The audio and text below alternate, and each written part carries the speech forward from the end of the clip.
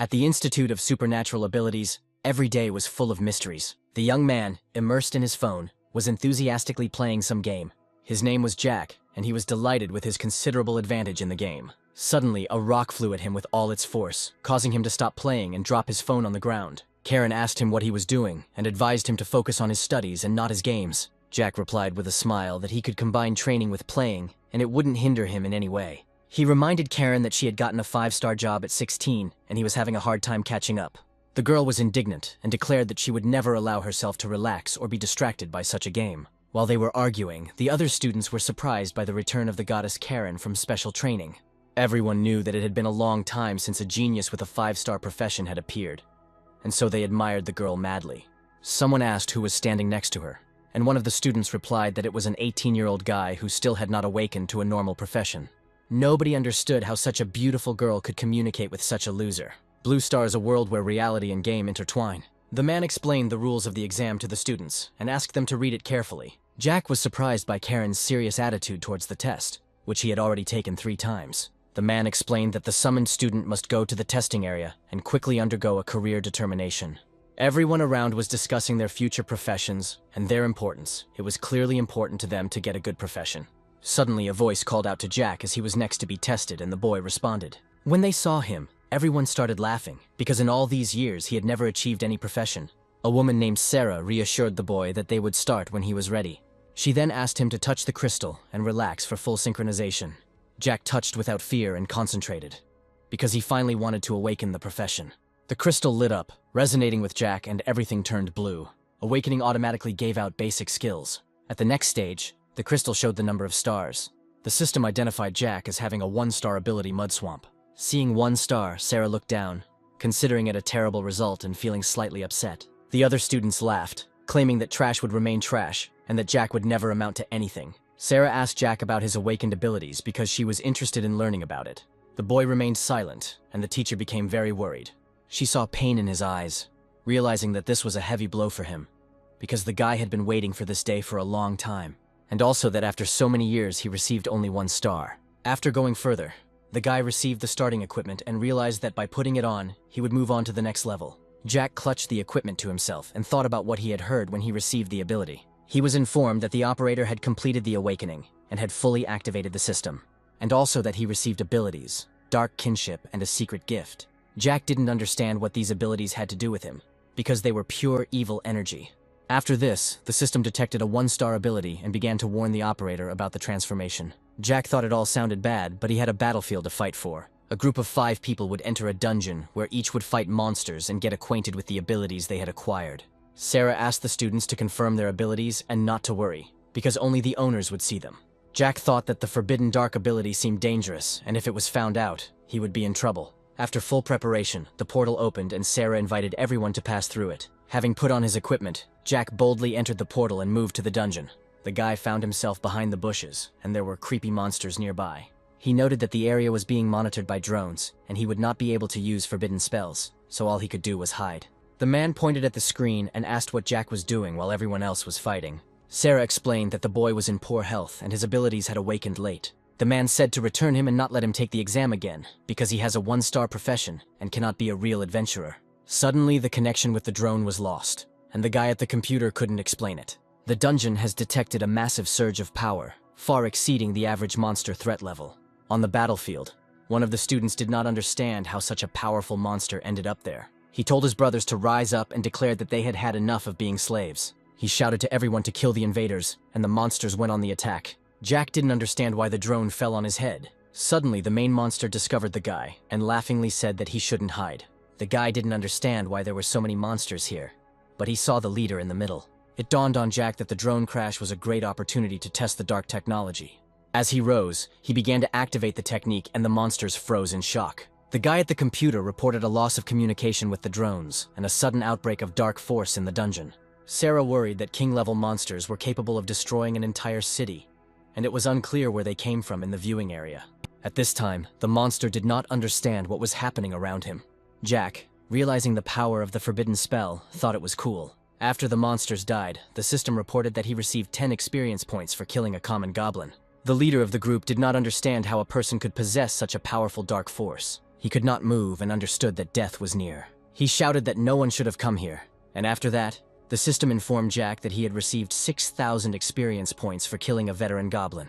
The guy was happy to reach level 10, although in last year's tests, players rose to a maximum of 2. Jack noted that the normal mobs dropped little experience, but the elite monster dropped a lot. He saw objects from the killed monsters falling to the ground. And suddenly I noticed loot from a veteran goblin, 2 orange items. The first was an emblem that increased stats permanently, which surprised Jack with its rarity. The second was an epic treasure of incredible power called the Shadow Assassin's Claws. Jack realized that if he continued like this, he would easily reach a high level and become rich. Suddenly, a voice was heard ordering all candidates to immediately stop the combat testing and use teleportation scrolls to evacuate. Out of the corner of his eye, the guy noticed that everything around him was completely destroyed. Then he realized that this was the power of forbidden spells. Jack panicked, fearing that someone would find out about his abilities, and decided to run away. The commander ordered everyone to return to the city immediately. He understood that a monster of the highest royal level was beyond their power. Suddenly, the source of the dark power disappeared, leaving the man confused. He was afraid that the monster might come out of the dungeon and create danger. Sarah said they couldn't handle it and she had to report it. Suddenly, Jack appeared next to her, excitedly calling for the teacher. The girl asked with an anxious look if everything was okay with the guy. Jack said he was fine and Sarah told him to leave quickly. The institute was temporarily closed, and it was impossible to return unless necessary. Karen and Jack walked down the street, discussing what had happened. After hearing the information from the girl, he wondered about the source of the elite goblin's power. When the boy was able to wake up, the testing was interrupted. Karen offered to join her team, saying that defensive spells can save lives, but are useless in solo leveling. The guy thanked him for his concern, but refused, saying that he could handle it himself. He wanted to show the girl his true strength, but it was better not to use forbidden spells in front of strangers. The girl, with a menacing look, declared that she would wait for him at the western gate tomorrow.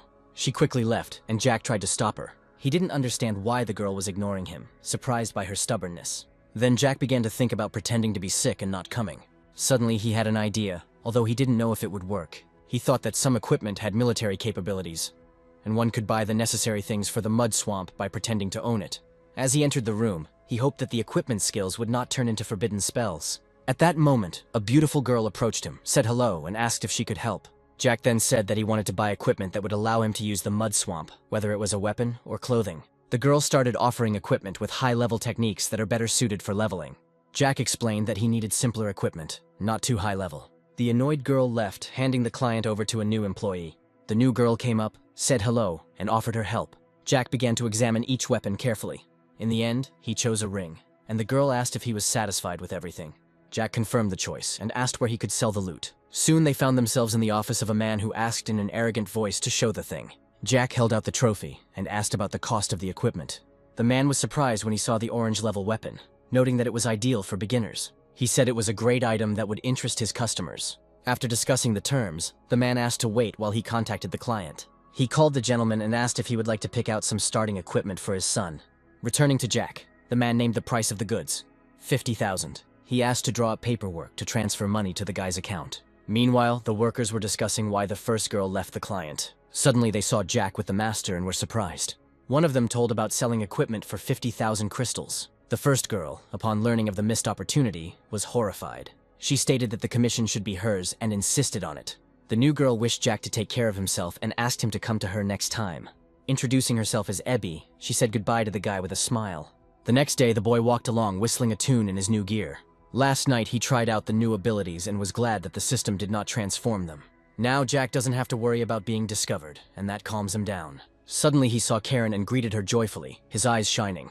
At the same time, the girl was called by her friends. Then, with a smile on her face, she decided to introduce her guildmates to Jack. After looking at them, the guy wondered why these two looked like he owed them a lot. Suddenly, a guy came up to Karen and asked if he remembered correctly that she would soon have her second shift. Hearing this, Jack was surprised, because professions can be changed every 30 levels.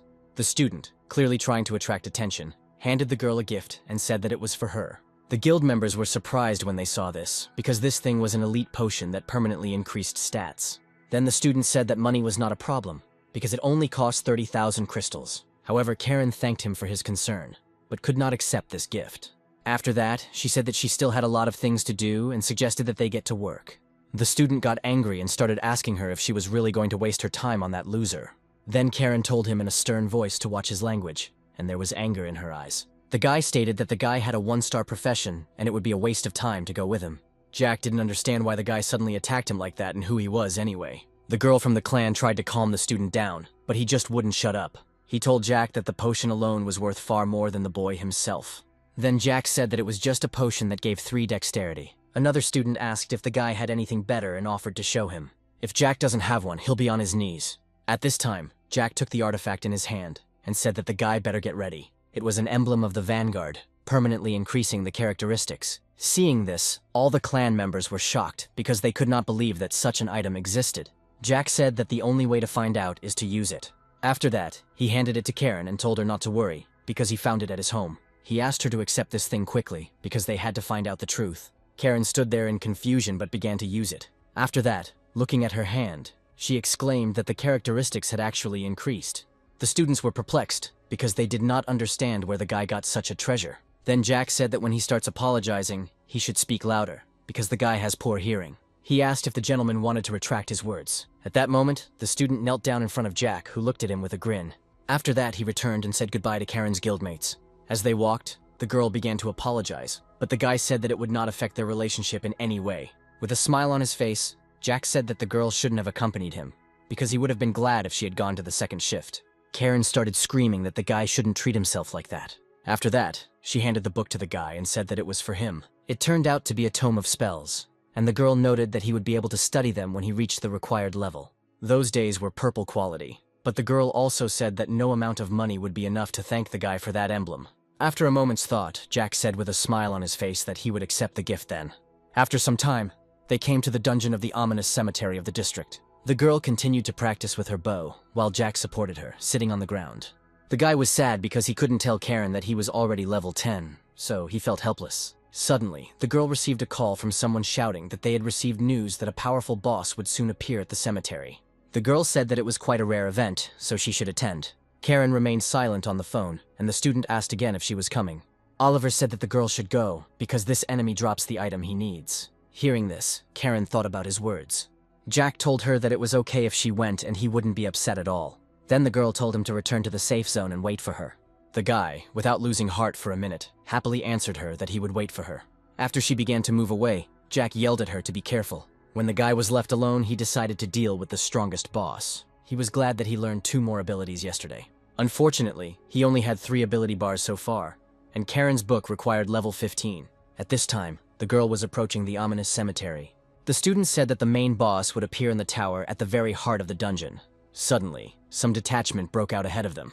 Taking a closer look at them, the guys saw that it was Karen from the Guild of Stern Lions. They all quickly approached the cemetery, attacking opponents along the way to clear the way. The girl became noticeably stronger, and all because she now had the 10th level of agility. At this time, Jack was already in the very heart of the dungeon, and arrived there much faster than the others. He was amazed that it only took him 1 spatial spell, and he was there. This ability was called Dark Slide. Seeing the main monster, Jack greeted him and said that he was late. The main monster began to shout that the overconfident adventurer dared to appear alone. Then Jack, without thinking, began to use his techniques and was already right behind the monster. He replied that he simply didn't want to share the loot because he needed it more. The monster cried out in shock, trying to dodge the blows. After a couple of minutes, Jack received notifications from the system about the number of points received. He also received 50,000 points for killing the fallen lich. This place really was a mountain of accessories and precious stones. Seeing the emblem, Jack decided to take it, because it would be very useful, even though it slightly reduces stamina. Then the system told the guy that a special item had been found in his inventory. Now Jack knew that this emblem was capable of revealing hidden professions. However, a real man would choose the god of magic and would not think long. As they approached the cemetery, the Karen clan was surprised to see a terrifying aura everywhere. The girl immediately ordered everyone to retreat, because she did not want to put everyone in danger. The student was angry that they were unlucky this time, and also that he would not be able to get the necessary item now. Karen thought she needed to warn Jack quickly. Opening her phone, the girl saw a message from her boyfriend saying that he had urgent business. In fact, the guy was heading to the professions hall. When he entered, he saw no one, and thought that everything was closed. However, he was met by a woman who asked if he had come for an assignment to change his profession. After that, the girl said that first she needed the guy's data and began to write it down. When she learned that Jack had only awakened at the age of 18, she thought that this was not the best result. After that, she told the guy to follow her, because the magical professions were nearby. After seeing him off, the girl ordered him to follow the instructions, and Jack thanked her. At this time, the The captain approached the girl and said that they were investigating a new alarm signal. She was surprised that this was happening for the second day in a row, and the captain explained. That is precisely why the authorities sent him here with a request to the singles to take action. At this time, Jack learned that the god of magic was a preliminary mission and decided to start with it. He was indeed on his way to a hidden profession, having received a level 5 mission. As he left, he said goodbye to the girl, who smiled sweetly at him. The guy noticed that another girl was meeting him, which made him a little wary. The captain's friend noted that it was the first time he had seen a single person with such equipment. The captain said that all loners have special hidden professions that allow them to use the powers of darkness. They were noticeable even after they had dissipated. Approaching the captain, the girl reported that she had not found any clues apparently. The source of power had disappeared. The man mentioned that he had been receiving frequent reports of strange anomalies in the dungeons lately, which foreshadowed a catastrophe. The girl promised to definitely find out from her superiors and request reinforcements. One of the men asked if she could confirm that the monster was the culprit behind the power surge. The girl asked if they wanted to say that the cause could be a mutant like her. The threat level was beyond the king's, and human flesh was not capable of withstanding and controlling such an amount of power. In other words, there is a powerful monster lurking in the city that is capable of causing a catastrophe. The girl was afraid that he was hiding in the shadows and they needed to find him urgently. At this time, Jack at home said that complete darkness helps him to completely relax. He mused that at level 30, 4 more skill bars opened up, and decided to start with Karen's books. Studying them one by one, the guy received new passive abilities. It turned out that forbidden spells can be combined with low-level techniques. Now he has a new defensive ability, and simple damage is no longer a threat to him. However, he still had 4 unfilled ability bars. Jack decided to go to the stock exchange and headed there that same day. While he was in the elevator, the worker recognized him. In the elevator, he was noticed by a girl who introduced herself as Samantha. She said that Ebby was accompanying another client, and that she would be helping the guy today. Jack insisted on finding Ebby himself and began to leave. Samantha was angry, not understanding how she was worse than Abby. As she followed him, she continued to say that it was still her job. Abby's voice was suddenly heard calling for Jack. Seeing her, the guy asked if she had finished. Out of breath, Abby said she was just having lunch. Jack apologized for disturbing her and offered to treat her to dinner. The guy also said that he wanted to sell 2 skill books and buy new abilities. The master approved this and asked Ebby to take care of the master. The man thought that if the guy brought orange weapons last time, then now he would bring purple skill books. At the restaurant, Jack asked for the bill. Ebby said she had already paid for everything for an important reason. The guy, confused, asked what she was talking about, and the girl replied that it was a secret.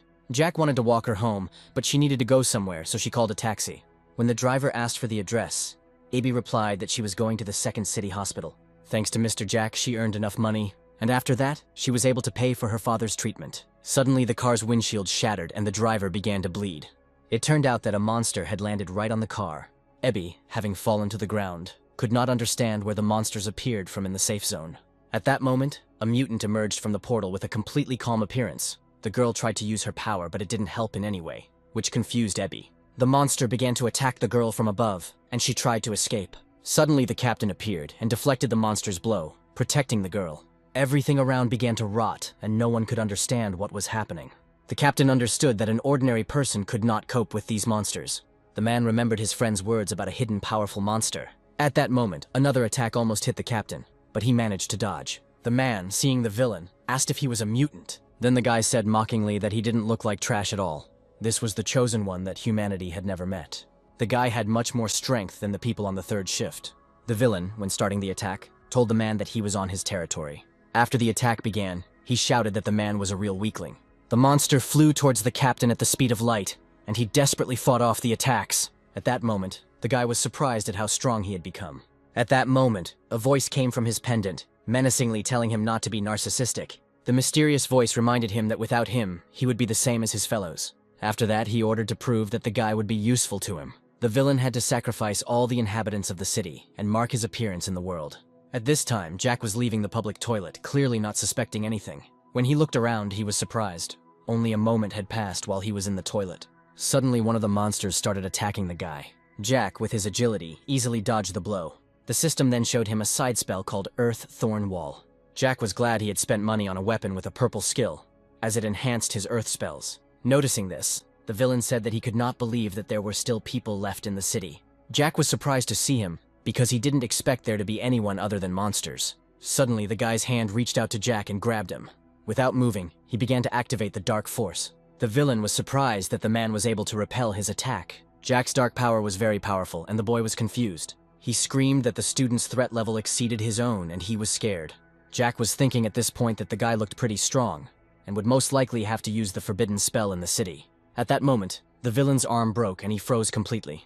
The boy started shouting to his master for help, because he didn't know what to do next. Everyone was ordered to retreat immediately and close the portal. The villain was perplexed and said that his strength had reached its limit. Jack laughed at him with a haughty look. Mutants were those who, during the process of awakening, received a profession of darkness. They could wield the power of darkness, which made them stronger than any profession at the same level. However, they often lost her protection. The Karen clan approached the scene and were surprised. Jack thought he should quickly gather up the loot and hurry home. Everyone was shocked that the monster invasion into the kingdom had stopped. The woman thought that two destructive spells appeared at the same time. First the invasion, then the disappearance. Elsewhere, it was mostly safe, except for heavy casualties. However, in the south of the city, under the command of the captain, the situation was unknown. One of the guys coming closer was very surprised that all the things had been stolen. Suddenly, the woman ordered him to move and asked who he was. He showed the emblem and said that he was a member of the Cloud Kingdom. She clarified that this is an unofficial organization consisting only of fighters. She also heard that they always act covertly. When the woman asked why he was there, the man replied that it was all because of that villain. He was a member of the group, but betrayed the organization. One of the girls asked if this was the reason they came here. Someone asked if they killed him. The man thought that this guy liked to hide in the space of the kingdom. The girl thought that Captain Sam was the strongest of the third transformation, but his entire army was destroyed. They could not verify whether there really was such a unique person in the city. At that moment, Sam started to leave, and the woman asked where he was going. At this time, Jack was in his house. He was happy that the guy dropped 2 orange quality items and equipment. They weren't even on him, and most likely his level didn't allow for it. After that, Jack looked at the clown and said that he looked strange, because he didn't even have quality. He hoped there wasn't some ancient god or something hidden there. At that moment, the pendant began to make strange sounds.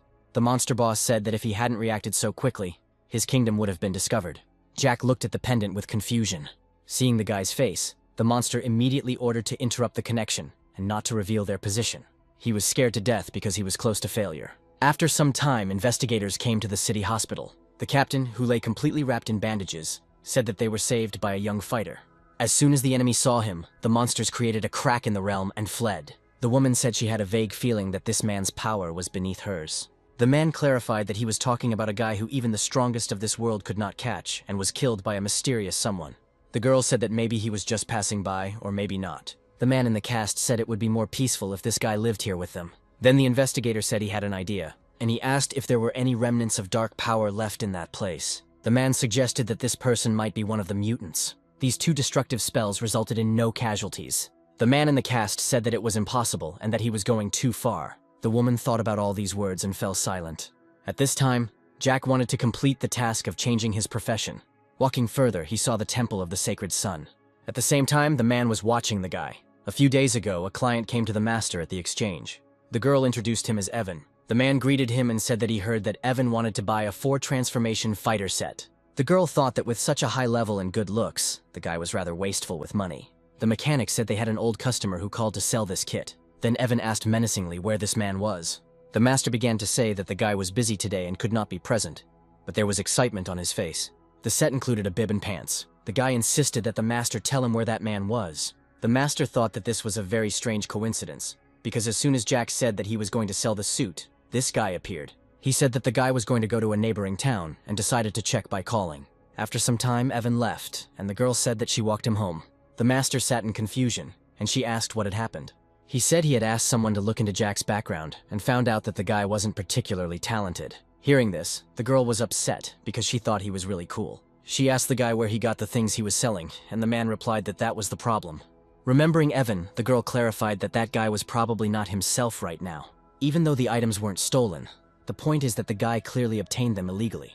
Samantha emphasized that the 4 transformations make experts the best even in the provinces. At this time, the man continued to watch Jack and did not imagine that such a young guy could resist the invasion of the kingdom. According to him, the master's relic should be with the guy. Even if it's not Jack himself, but someone behind him who has such power, one still needs to be on guard. When the boy started using his powers, Evan assumed he was preparing for battle. The guy looked like a newbie, and the man decided that it was some kind of disguise. Given his age, his disguise as a newcomer might not have been noticed in the crowd. Evan decided to protect himself and mark the guy with his ability. He thought he could easily use Jack's appearance. The boy continued to fight the monsters, and Evan wondered why he just left. Suddenly, Jack was attacked, and he instantly dealt with the monster. This situation greatly shocked the man. The guy realized that Jack had an indestructible absolute defense. The monsters avoided him, and Jack was clearly not an easy person. As Evan approached the final boss, he began to wonder if he would fight him. But why would such a strong person fight a low-ranking boss? Evan was also struck by the fact that the statue tried not to move. This guy's assignment wasn't in the manual. Suddenly, Jack, entering the room, exclaimed that something must be here. Coming closer, a winged man appeared above him. He started running away quickly, and Jack didn't understand why. Evan was amazed that there was a hidden boss here and how the guy knew about it. The guy read the notifications from the system about his task. After that, Jack said that this was a high-level task, and if no one was watching him, he could complete it. The boss screamed in fear and did not know where to run. At that moment, the guy stretched out his hand, and lightning appeared in the sky. After this, an eye formed, which burned the hidden boss in a matter of seconds. Evan had never seen such destructive magic, and it scared him. Jack was sad that until he went through his first transformation, his level would not increase. He decided to return with the emblem and complete the mission. He was about to use the teleportation scroll when Evan suddenly called out to him. Jack looked at him in horror, not understanding when he had arrived and whether he had seen everything. The guy realized that this powerful man did not look very happy. He began to ask the gentleman not to be angry, because he could explain everything. Suddenly there was a commotion all around and the boys turned around. Then Jack told the guy that they should get out of there first and then talk. After some time, the guy was already talking, and Jack asked if he had followed him the whole way. Then Evan said that he was really sorry and he just wanted to make sure, nothing more. And although his master sacrificed his life, with his power, they were able to temporarily seal the kingdom's invasion. Jack was thinking at that moment that this guy had a fourth transformation. If he hadn't revealed himself, he wouldn't have even noticed. Evan, seeing that the guy was silent, became scared and thought that he was planning to silence him. Then he said that he really appreciated that the master had avenged his master. Jack continued to reason that since this guy's level was low, he could establish a relationship with him. He said he didn't want anyone but the guy to know what happened today. Evan began to reason that the guy had dark magic, but he did not harm the innocent and repelled the invasion of the kingdom. The guy realized that since he had nowhere to go, he could stay in the city. Suddenly, Jack's phone rang, and when he answered, he heard the teacher's voice. The guy said that he was out of town and was going to be back soon, and then asked what happened. After their short conversation, Jack was surprised that the teacher called him so unexpectedly. The woman asked the teacher about the conversation with Jack. She replied that, judging by the guy's tone, she didn't think anything was wrong. The disciple, who had awakened only a couple of days ago, had achieved his first transformation. It was very scary. The teacher began to say that Jack had a good character and that he studied hard. After some time, the captain reported that the preliminary situation was such that they continued to monitor everything. Then the commander asked if there would be anything else. At this point, the woman asked if it was possible that the 2 destructive spells in the city were caused by mutants. At that moment, the commander said how a girl could ask such questions, although she herself was a mutant. Such people use dark magic and bear certain costs for it. If a person is not careful, even the most ordinary expenses will lead to an irreversible end. Then one of the guys said that the girl was getting more and more confused, although she was a royal-level mutant. The woman replied that she was simply considering all possible options. Then the guy said that the girl was incompetent and couldn't figure anything out. After that, he also added that if a royal-level mutant really exists, he will cut off his head and let it play with like a ball. At this point, the commander said that they had already sent an investigation team to the city. Hearing this, the woman asked if he trusted her, and then she added that this whole situation is not so simple, and asked to be patient a little longer. Suddenly, a girl from the clan burst into the room and said that she had the latest news. The Temple of Radiance realm in the city was attacked by destructive magic. At that moment, Sarah remembered that Jack was training in this place at that time. The women hearing this just shook their heads and clearly believed that the guy was dangerous. After that, she grinned and said that it was getting more and more interesting. After some time, Jack decided to visit a nearby town. He was riding with Evan in the minibus, and no one understood what was going on with the barrier. Then one of the guards said that the barrier had been upgraded to the highest level, and therefore the dark forces would not be able to penetrate inside. Jack thought the recent unrest had raised alarm at the highest level. At this time, the monsters on the barrier looked down on the people. One of them said that they couldn't get inside. However, another said such barriers would not stop them.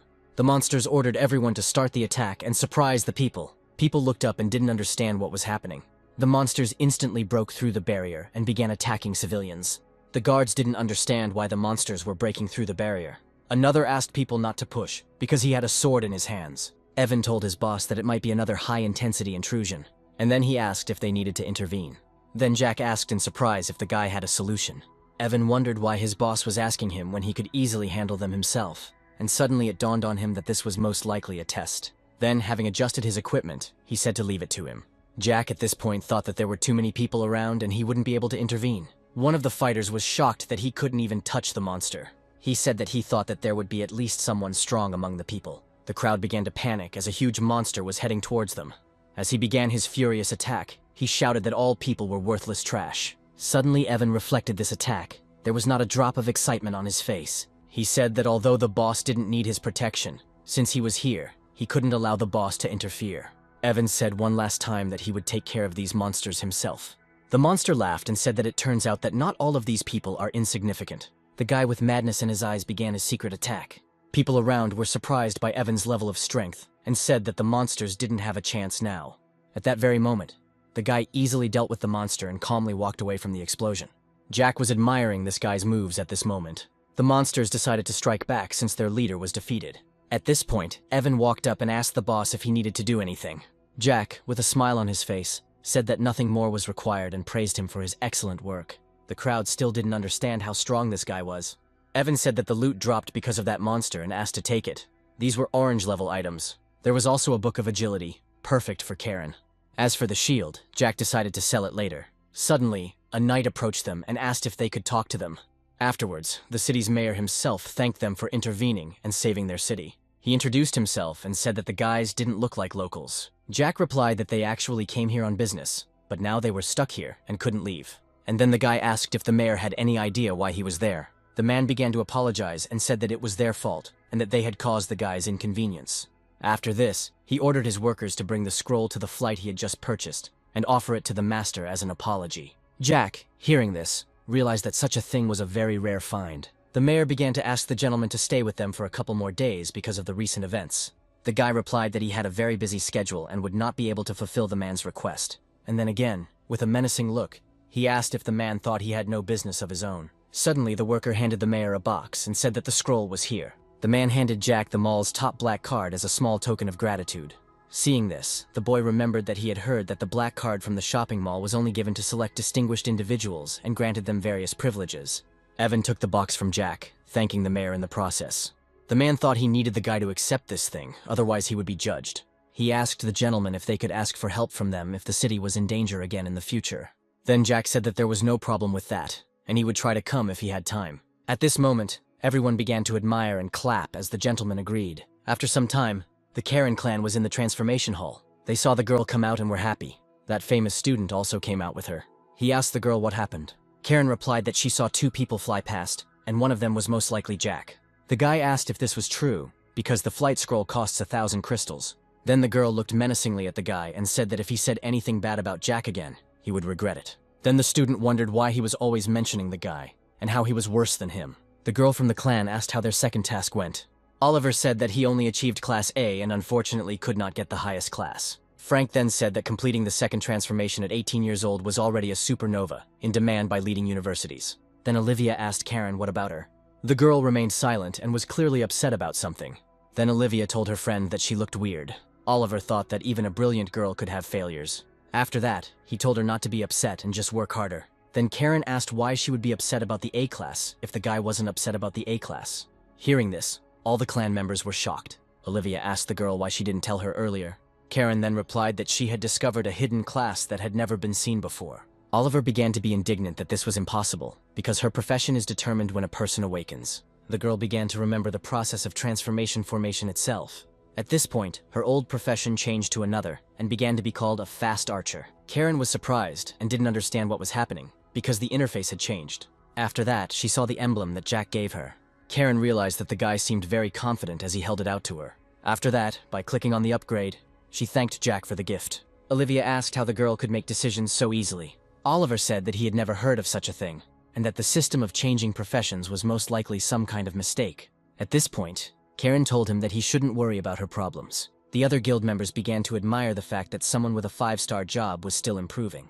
It was at that moment that Oliver thought he had to find her, no matter how dangerous it was. Jack was happy that his properties had improved, and passive skills had been added.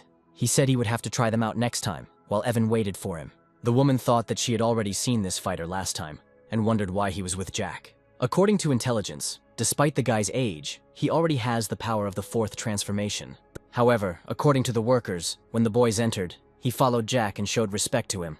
After this, the woman told Sarah that her student was not so simple. She said that now everything depends only on the teacher. Sarah continued to say that she was sure that the guy would never become their enemy. After some time, Jack and Evan were walking and discussing something interesting. Suddenly, the teacher called out to Jack and he turned around. He was shocked that Sarah appeared so unexpectedly. The guy asked what had happened to cause such abruptness. At this point, Evan said he would wait for the boss elsewhere. Jack panicked and simply told the teacher not to pay attention because the guy was joking. Then Sarah asked the guy if he had completed the first transformation. Hearing this, the guy was stunned with shock. Although he did not intend to leave his bed, they nevertheless found out about this too quickly. After this, Jack, speechless, replied that everything was just like that. After this, the teacher asked if the boy had ever fallen under the influence of dark magic. Hearing this, Jack asked why the girl was asking such a thing. Then Sarah said that there had been some anomalies recently, and the kingdom's invasion of reality was constantly increasing. Then Jack replied that the girl shouldn't worry, because he wasn't a mutant. At that moment, the teacher handed him a stone and said that then he would agree to the test. She explained that the boy needed to channel his power into the crystal, and then it would show how much darkness was in it. Sarah thought Jack seemed hesitant, and it bothered her. Jack, holding out his hand, said that this was the first time he had encountered something like this, and therefore he was a little nervous. As soon as he touched the stone, it instantly shattered into pieces. Sarah was shocked because she didn't think the stone would break. Then Jack asked in bewilderment what was going on. Sarah began to remember how the woman explained to her that this demonic crystal was sensitive to the forces of darkness. If you put force into it, it starts shaking. The more he shakes, the higher the number of dark forces. The teacher didn't understand if anyone could tell what his explosion meant. Jack and Sarah were perplexed by what had happened. Then the guy started saying that he understood that he couldn't believe that he changed his profession immediately after waking up. The woman thought that this child had lost his parents early and had woken up later than the others. Then she said that she personally trusted the guy, but it was her responsibility to report what happened. At the time, Jack thought it was sad and didn't know how people would react. Suddenly, Sarah said that she had prepared a gift for the guy to congratulate him on his first transformation. Then the boy thanked the teacher for taking care of him all these years and also handed over a gift. The woman began to say that the effect, which does not require singing, can save lives at a critical moment. Sarah said that the item was too valuable and she couldn't accept it. Then Jack said that his friend was waiting. If that was all, then he would probably go. Sarah didn't believe that the guy actually gave her an orange quality item as a gift. After some time, the teacher came to the adventurer's office again. The woman, seeing the stone, was surprised, because she had never encountered such a situation before. The Sarahs were afraid that Jack would now be seen as a threat. At that moment, the woman said to forget about everything and leave this matter.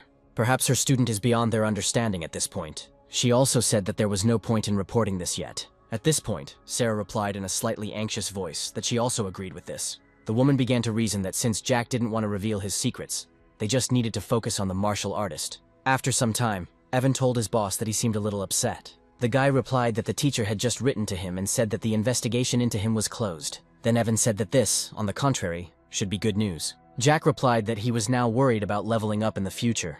At that moment, the guy thought that he really deserved to be an important person. Even his thoughts were different from ordinary people. Evan suggested that Jack level up in secret realms that are not in the official records. Recently, anomalies have occurred in the world, which have led to the emergence of new kingdoms. Those areas that the authorities do not monitor due to lack of resources are occupied by evil forces. Jack, hearing this, asked the guy if he had any information about such secret kingdoms. Evan replied that he currently had data from 2 kingdoms, but if he needed more, the guy would find it all. Then Jack replied that he relied on him and thought it would be better if Evan showed himself in public. The guy also decided to go and sell the loot tomorrow, because it would be a great break. Evan, when he came home, didn't think that he would return from his boss in the evening. The man at the entrance greeted the gentleman. After some time, they were sitting at a table, and he introduced himself as Tom, saying that he was the mayor of a certain city. The man thanked them for their help in the last invasion and fight against the secret kingdom. Evan said he planned to stay in the city for a little while longer, and was thanked by the mayor. After that, he handed the guy a special adventurer's ID. In fact, the mayor had already heard that other cities had tried to recruit Evan. Taking the card, the guy thanked them for their concern and accepted the gift. They shook hands, and the man said that such politeness was completely unnecessary.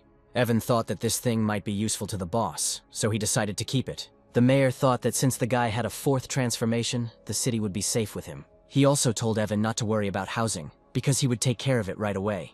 At this time, Jack was playing a game and didn't even notice that it was time to sleep. The boy noticed that people were still chatting in the class chat, even though it was late. They all woke up at 16 and want to take the exams for college, which requires first transformations and above. Suddenly, the chat started talking about Karen, and the guy wondered if people could see the activity on his account. As the boy continued reading the messages, he thought that teacher Sarah was very interesting.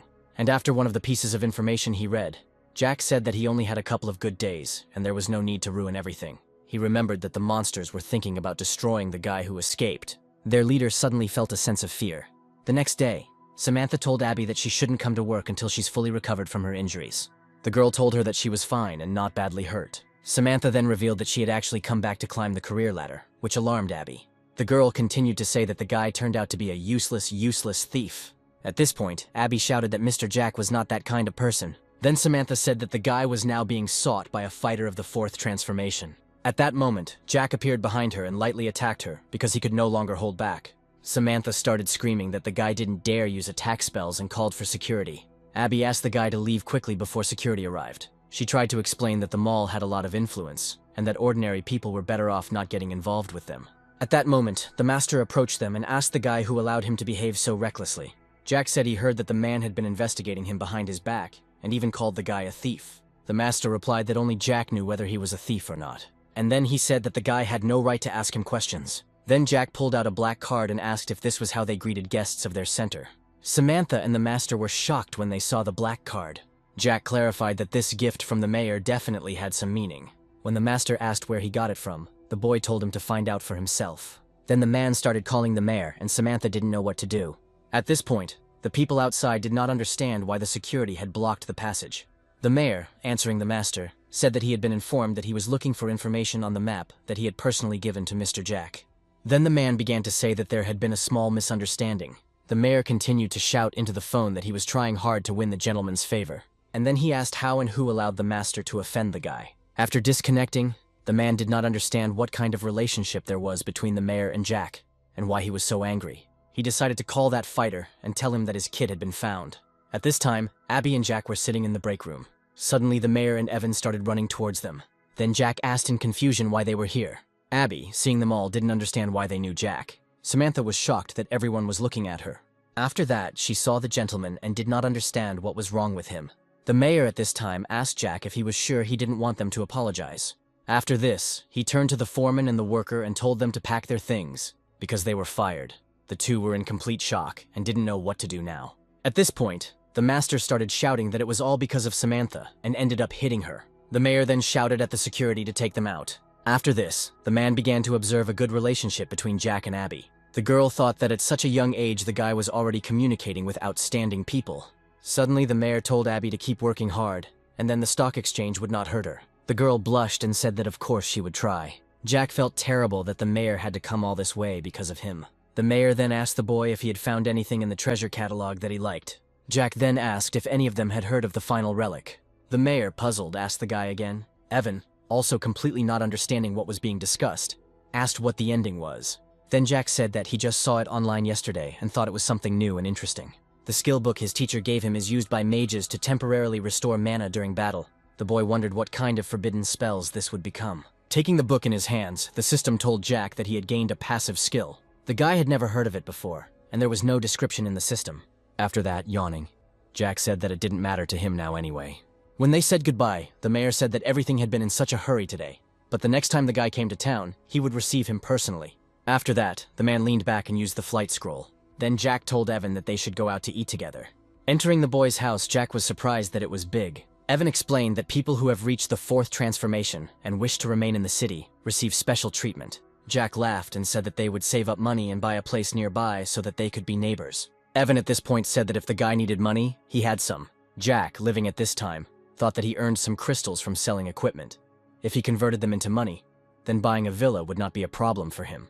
After that, after drinking another glass, Jack told Evan that they needed to rest a little. Evan said that there was a chef on the premises, and he had already called him. Suddenly the mayor called him and he was forced to disturb the guy. The mayor said that the investigation team is currently investigating the recent incidents and would like to get some information from the guy. Evan thought that these investigations might influence the boss, and decided to find out his opinion first. The mayor then told him to contact him at any free time in the next few days. After that, the guy told Jack everything, and he said that he didn't know what kind of people they were. The city they were in was a ghostly place, and the man smelled the mysterious hero. At the meeting, the girl asked if anyone present had seen the so-called mysterious hero. However, everyone said at once that they had not seen him. Then one of the men asked why there were rumors that this hero saved the city. The woman said that it was mainly because the Hidden Kingdom's invasion remained, and the mutants aiding the invasion were destroyed. The man began to say that the invasion of the Hidden Realm had different levels and dangers. Without a thorough investigation, they could not rely on it. The captain continued to say that 2 more disasters had occurred. The woman, closing her eyes, simply remained silent to all these words. Sarah at that moment thought that in order to protect Jack, she used her powers and changed information that was somehow connected to him. Suddenly, he burst into the office and said that he had called the gentleman, but he said that he was busy today. The captain began to get angry and say that he really hated such adventurers, who refused to follow any rules and regulations. He then decided to take charge of the investigation, and told the others to focus on other problems. That same evening, the man approached a secret kingdom called the Treacherous Cemetery. The guards blocked his passage. Then the man showed his emblem, and the guys immediately realized that he was from the investigation team. The man said he wanted to go inside to investigate, and security let him in without any problem. When he walked in, he kept saying that this was their first time here. But the scale of the destruction was still impressive. Even the remaining power of darkness is still pure and powerful. The man, as if mad, shouted that this place was very intriguing. Suddenly, a monster's head appeared from one of the holes. The man began to shout that, as expected, this was a king-level threat, and everything around was filled with enormous power. At this time, Jack was sitting in Evan's villa. The guy, not suspecting anything, just sat and played on his phone. Suddenly, he had a feeling as if something had connected through the aura. If he concentrated, the connection would be clearer, so the guy needed to determine the location. At that moment, Evan approached him and asked where the boss was going. Then Jack handed over the phone and asked for help to finish the game and try to lose as few points as possible. While he was riding in a taxi, he looked at the navigator and discovered that this place was most likely near the bloody cemetery. Suddenly, Jack had the feeling that this thing began to move. At this time, the security guards tried to stop the monster, which had gotten involved with the man. The young men were shocked and could not move from horror. The man who contacted the monster asked someone to help him. At that moment, security was prohibiting cars from passing because there was danger ahead. Jack, getting out of the car, looked carefully at the phone. Suddenly, he felt that the thing had stopped. The captain was still asking for help and did not know how to get out. The girls from the investigation team were perplexed by what was happening. One of them was seriously injured, and teacher Sarah tried to heal her. She thought that with Jack's gift, she could shorten the singing time and carry out the rescue at the fastest speed. When she woke up, the woman asked where this monster was. Sarah then said that the mayor had already asked Evan for help, but she wasn't sure they would make it in time. Then the woman said that the guy's strength was equal to hers, and he had no chance of defeating this monster alone. However, the person behind him may be their salvation.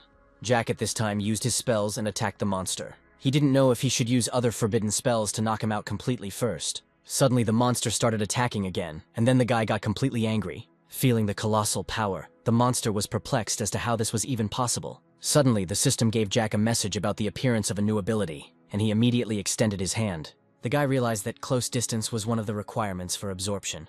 Suddenly, all of Jack's properties improved by 100 points. This was unexpected for the guy, and he was very happy. However, it seemed to him that he was able to absorb something else. Suddenly, Evan came up to him and asked what happened here.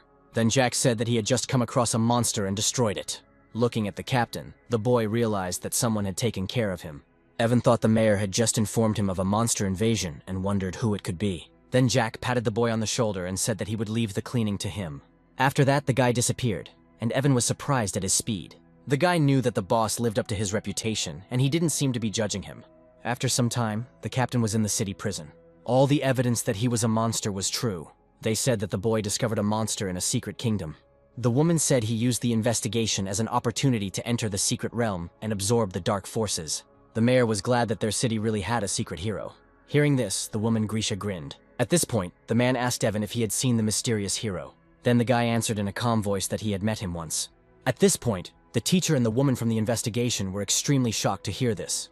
The man asked if he could offer anything and added that if the mysterious hero wanted everything, they would do their best to satisfy all his needs. The guy said that the mysterious hero prefers to remain in the shadows. He rarely appears in public, and you can forget about this idea. The guy remembered their dialogue, and how he said that it was good that he and the boss had thought everything through in advance and thrown out this mysterious hero. He thought that there was no evidence anyway, since they couldn't verify it. The man then said that he was sorry, because he had no idea how many people were trying to curry favor with such a powerful figure as the mysterious hero. The guy replied that the mysterious hero had relatives, and they were looking after him, so there was no need to worry about it. The lady thought about the guy's words, and realized that now everything was clear to her. Sarah wondered if the mysterious hero was older than Jack. At this time, Jack was in his house. The guy, standing in the shower, began to think about the final relic, since these are actually the remains of the murdered Lord of Darkness of the Secret Kingdom. He also continued to think that the images that had surfaced earlier were absorbed fragments of memories of the past of the Lord of Darkness. He didn't understand that since he didn't want to be the ruler of darkness, then why did he need these items? But suddenly it dawned on him that some objects actually seemed useful, and the accumulations of dark power of the Secret Kingdom will gradually strengthen. If time and space cannot withstand the invasion, the end of the world will come. The training of awakened ones in our time is incomplete, due to which very few people are able to achieve the fourth transformation. Then Jack realized that the information he had received from the ruler's memories seemed to be of no good. Fortunately, it was not only our time and space that was invaded by the Secret Kingdom. Others were able to repel their attacks. But in the end, knowledge is now beyond their understanding, and misuse can lead to unforeseen consequences. Jack's thoughts were interrupted by a loud and annoying phone ringing. Karen called the guy, and when he picked up the phone, the guy asked the lady what good news she wanted to share with her friend. Karen said that she was inviting him to dinner that evening and he had to come.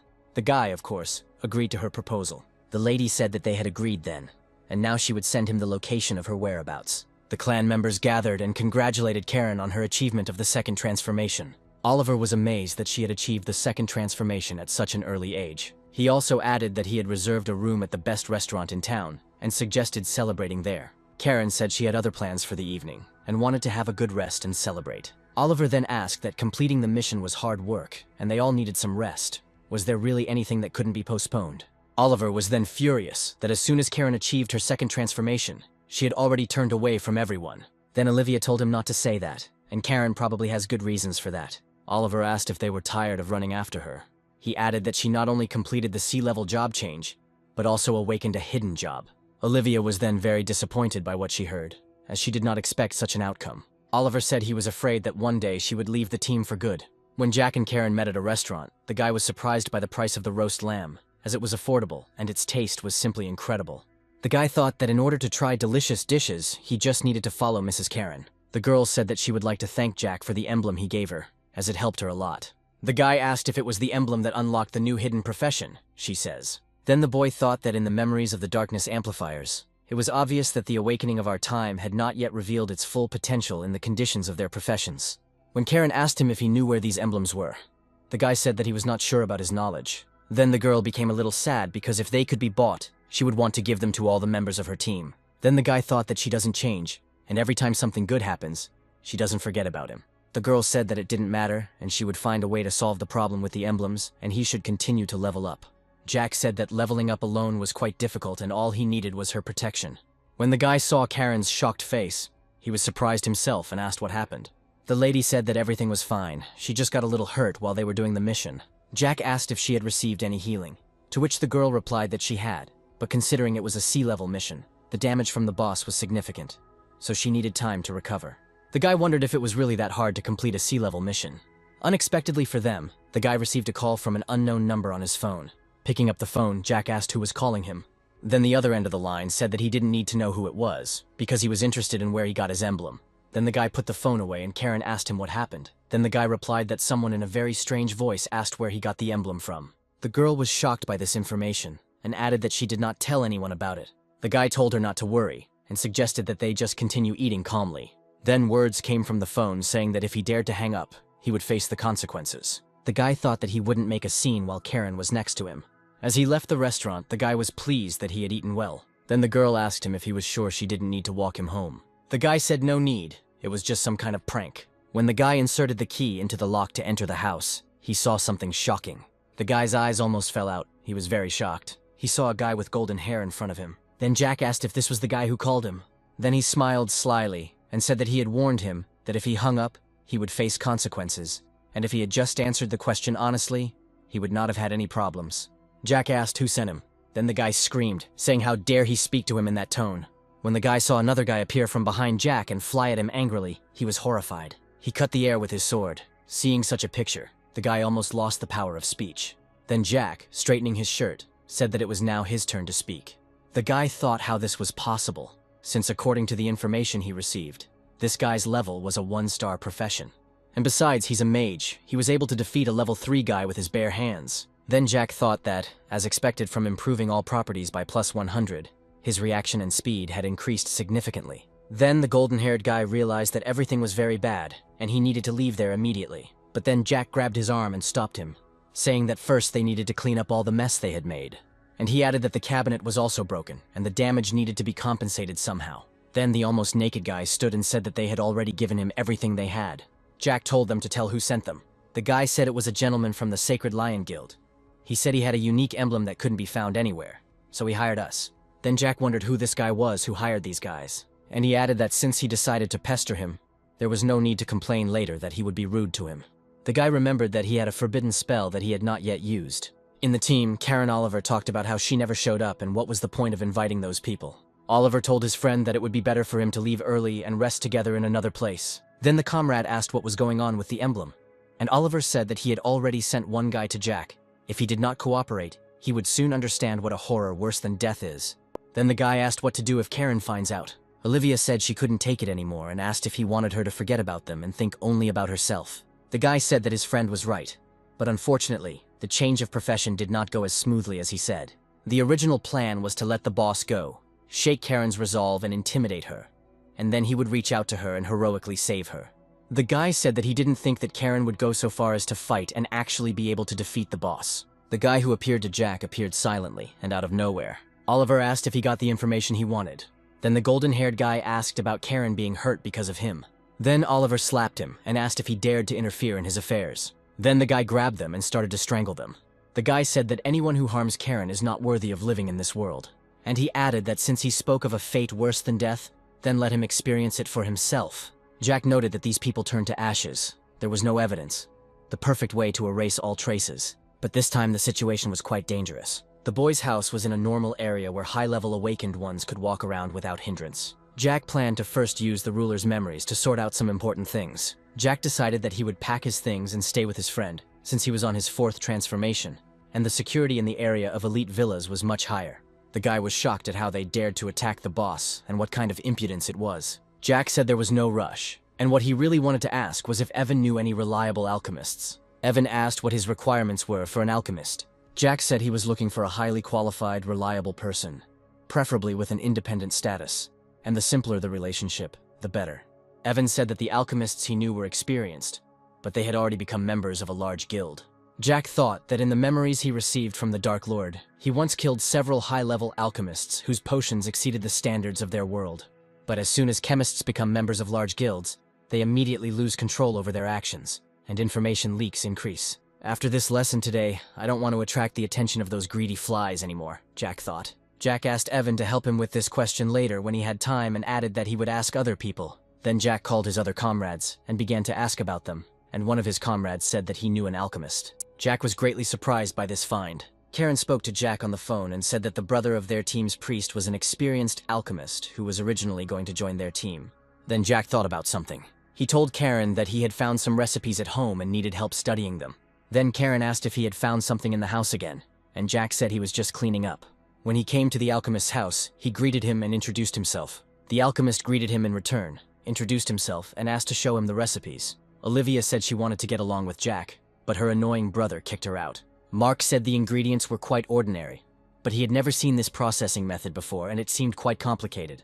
Jack said it says it increases experience gain by 100%. Mark said that the maximum increase for potions available on the market is 40%, and such potions are quite expensive. Jack said that maybe, but he wasn't sure.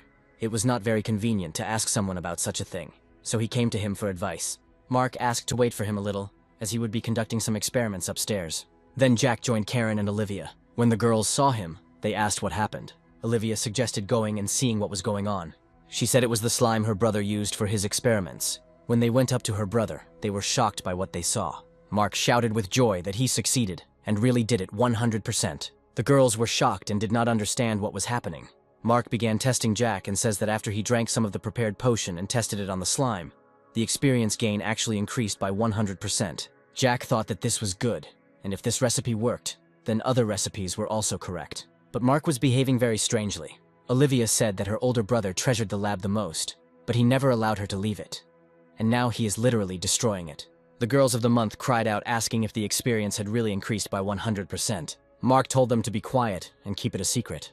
Mark asked Jack what he was going to do, and if he decided to sell the potion, he would definitely get rich. Then Jack remained silent and thought about his question. The guy friend came to his senses and asked me to wait, as he needed to look at the messages. Jack said that regarding the potions, he would first give them to his loved ones, and then sell them. Then Olivia asked her boss if she was a close person to him. Olivia said that from now on, she and Karen would become his bodyguards, and he could use her brother as he wanted and not stand on ceremony with him.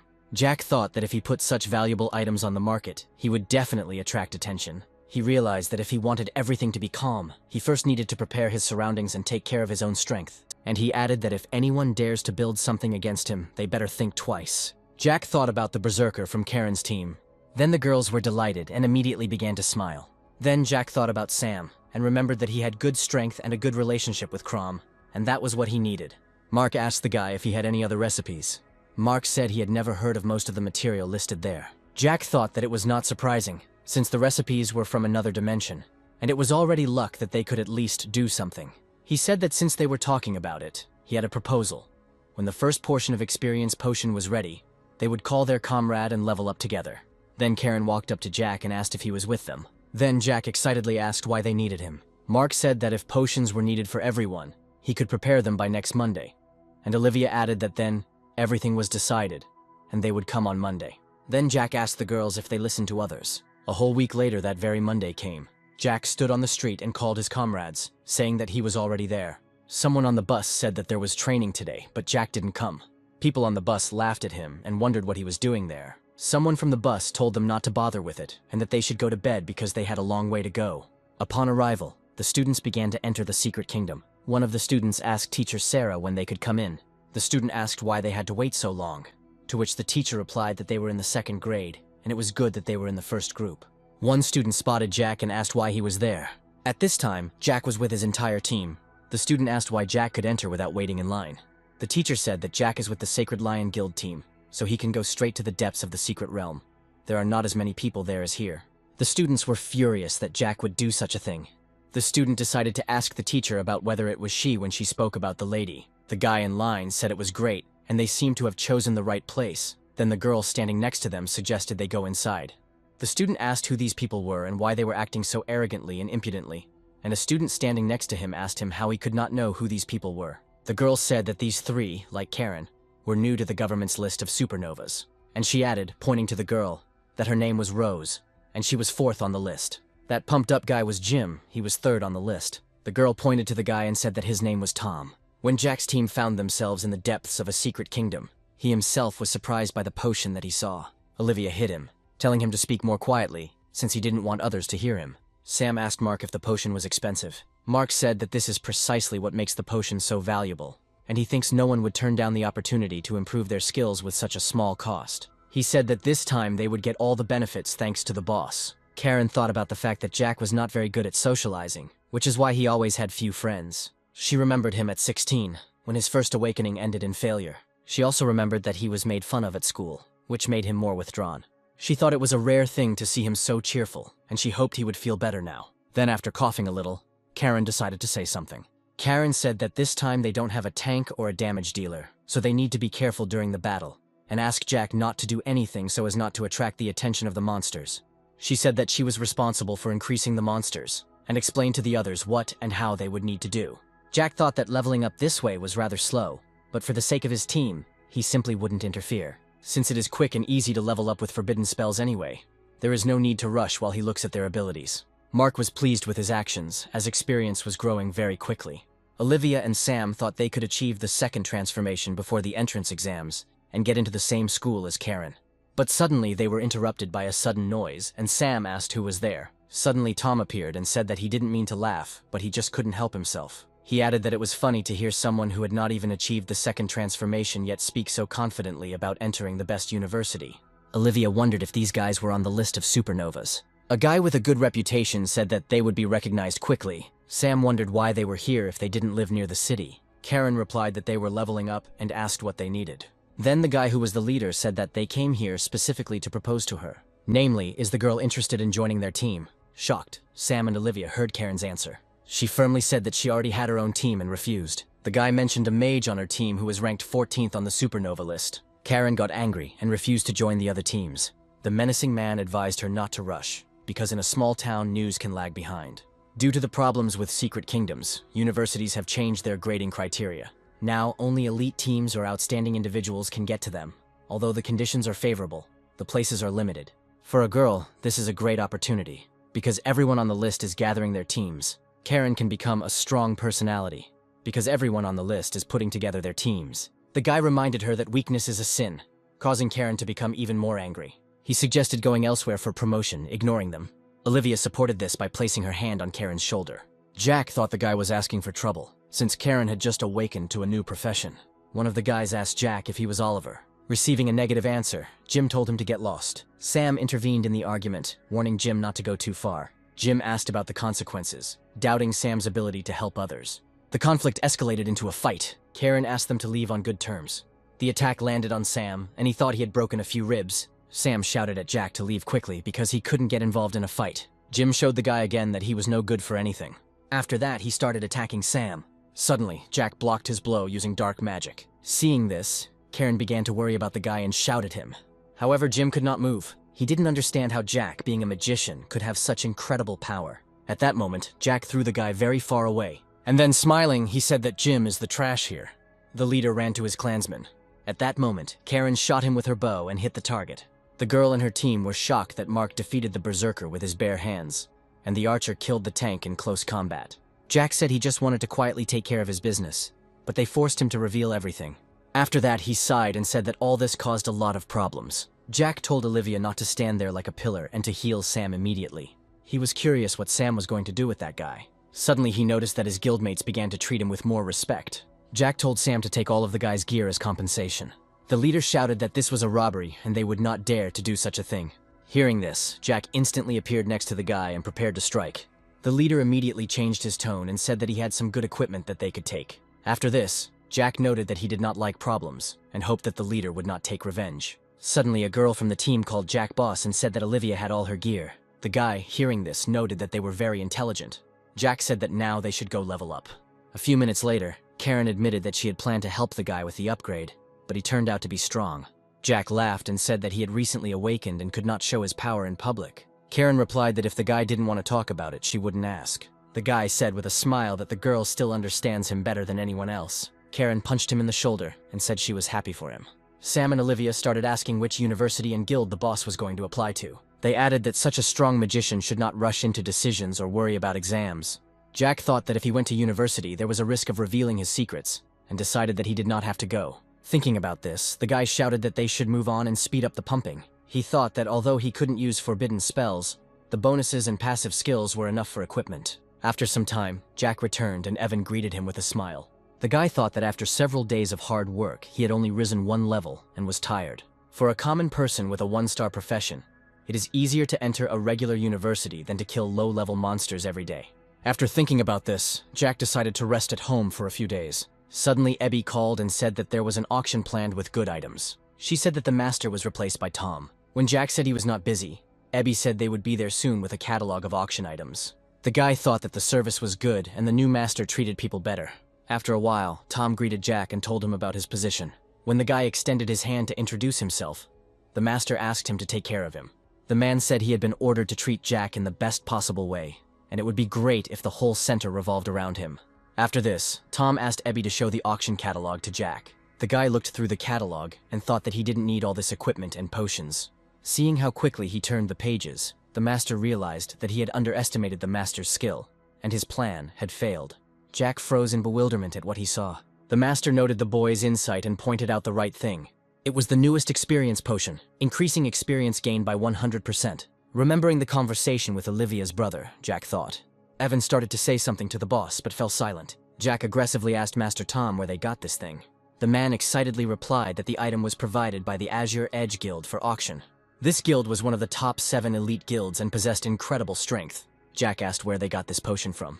The master spoke of a new type of secret kingdom that only one person can explore. Evan, when he first heard about this, thought about the possible anomaly of the secret realms. Jack thought about the cruel test of the gods. Suddenly, the system gave a task for this kingdom, surprising the guy. Jack was pleased with the first task from the system, feeling something special in it. He declined to participate in the auction, thanking the master for his concern. The The master was surprised that the bottles of experience did not interest the guy, because they were considered the best items at the auction. Evan suggested looking for information about the secret kingdom while the boss was talking. Jack decided to go with him, and they sat down at the computer, thinking of using the special ID. The guy started looking for information, and Jack looked at the laptop with curiosity. The picture showed a mysterious building that looked like a tower. The Azure Edge Guild had a special right of registration, which meant permission to govern itself independently. Jack understood that this was a typical special secret kingdom of powerful guilds, but the task had already been issued, and it needed to be completed. Otherwise, he would be eliminated. Deciding to go to the mysterious realm of testing that very evening, Jack was surprised to see guards on duty at this late hour. The Azure Edge Guild had published a lot of information about the secret trial realm, which helped the boy study it better.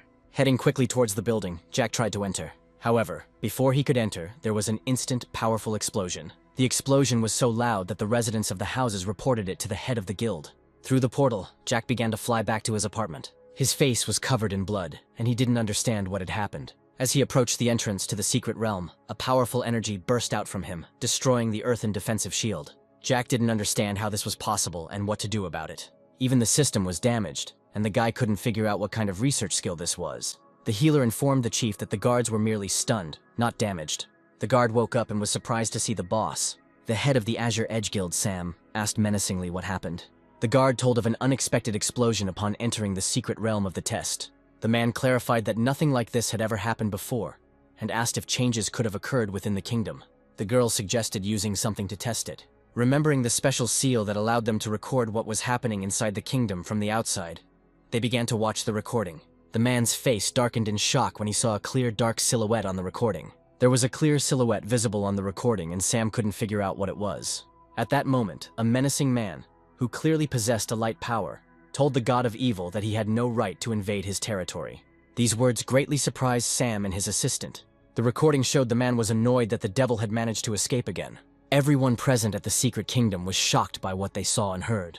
That same day, a council met to discuss how the image recorded by the Azure Edge Guild was the first confirmation of the existence of the gods.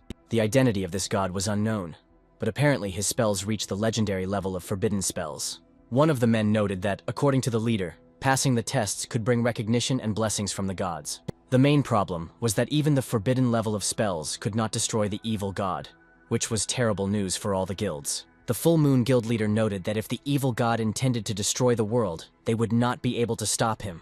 Everyone present tried to find a way to defeat the god of evil and made various guesses. Suddenly, one of the girls suggested the idea of passing the tests and receiving the blessing of the gods, which pleased the man from the Flame Guild. Sam thought that everyone present had long been aiming to pass the secret kingdom of the test, and wanted to take advantage of this opportunity through him. He warned that the monsters inside the secret trial realm were too powerful for their current strength. In the end, it was decided that they did not have enough experience to receive the blessing of the gods. One of the men decided to ask Brad's opinion. Brad asked furiously what ideas he might have. The man then explained that he had been called back because of a serious incident. Brad started shouting that his student had reported an urban anomaly, which had been ignored, and an investigation team had been sent. The men asked him to calm down as his head was on fire again. One of the girls said she heard about his announcement of resignation due to the rising cost of using the powers of darkness. The man asked Brad to personally ask his student to show the footage to the mysterious hero. He noted that in gratitude he would send 2 cases of excellent wine. Brad's head began to cool down and the man gradually calmed down. At this time, Jack was lying on the bed and thinking about the fact that he had not managed to complete the previous task, and a new one had already appeared. As the name suggests, the task was easy, and even the damaged system was not worried. The guy couldn't understand what happened last night, and where he went wrong. Leaving the room, he was surprised by the guests who had arrived and were humbly waiting for him in the hall. When Brad saw Jack, he asked him if he was mistaken about his identity. The guy said hello and asked who his guests were. Jack learned that the man was the former boss of Lone Shadow, and was now the director of Adventurer Management. Standing next to him was his student, the current head of the Lone Shadow in this province. The boy realized that the man was the Scarlet Flame Death God and was shocked by it. Brad just smiled sweetly and said it wasn't worth his attention. The old gentleman had countless achievements and had participated in the development of many large secret realms. The man extended his hand to Jack and politely said that unfortunately, he had not prepared anything for their first meeting. Suddenly, the guy saw that 5 million crystals appeared in his account and was very surprised. After this, Jack asked why Brad decided to visit him. The man's student said they would like to ask the mystery hero to watch the video. Jack was extremely surprised to see himself and realized that he was now the god of evil. He didn't understand how he could become the god of evil, even though he was an ordinary high school student and a good guy. The thoughts in his head began to mix, and Jack began to blame himself. After that, the guy decided that no one knew about his essence as the god of evil, so he needed to stay calm and not reveal himself. Then Jack calmly said that he would immediately send the video to the mysterious hero and immediately report any news. Suddenly, the guy remembered that this girl was responsible for the reception on the day he changed his profession. Now that he thought about it, Jack wasn't surprised that he had been discovered so quickly. At this time, Brad walked and told his student that he was right and that Jack was a calm and polite person, and their task was to attract him to their ranks. The girl asked the man if he thought that Jack and the mysterious hero were the same person. The man turned slightly with a downcast look and asked coldly if it really mattered. Brad believed that if Jack wanted to be seen as an ordinary student, then he would be one, because it would be better for everyone. The enemies became stronger and stronger, and people could still only dream of the blessing of the gods because they lacked even experience. Jack reflected that the research that had damaged his system yesterday was supposed to be tracking his location. It destroyed Jack's absolute defense in one blow, meaning that he too had reached the forbidden level of spells. The guy had two priority tasks now, and restoring the system came first in order to hide from God's detection.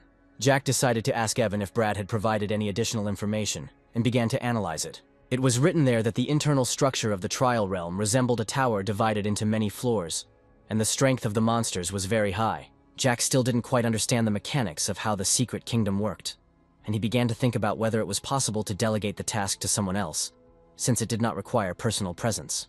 The guy asked Evan with interest if he watched the girl go through the levels. He then asked how many levels Evan could have completed if he had been in her place. The guy thought for a bit and said that it was probably about 35 floors. At that moment, Jack decided that he would be at peace if Evan was the one to take part in the test. He realized that he should prepare a special training for the guy and make him very strong.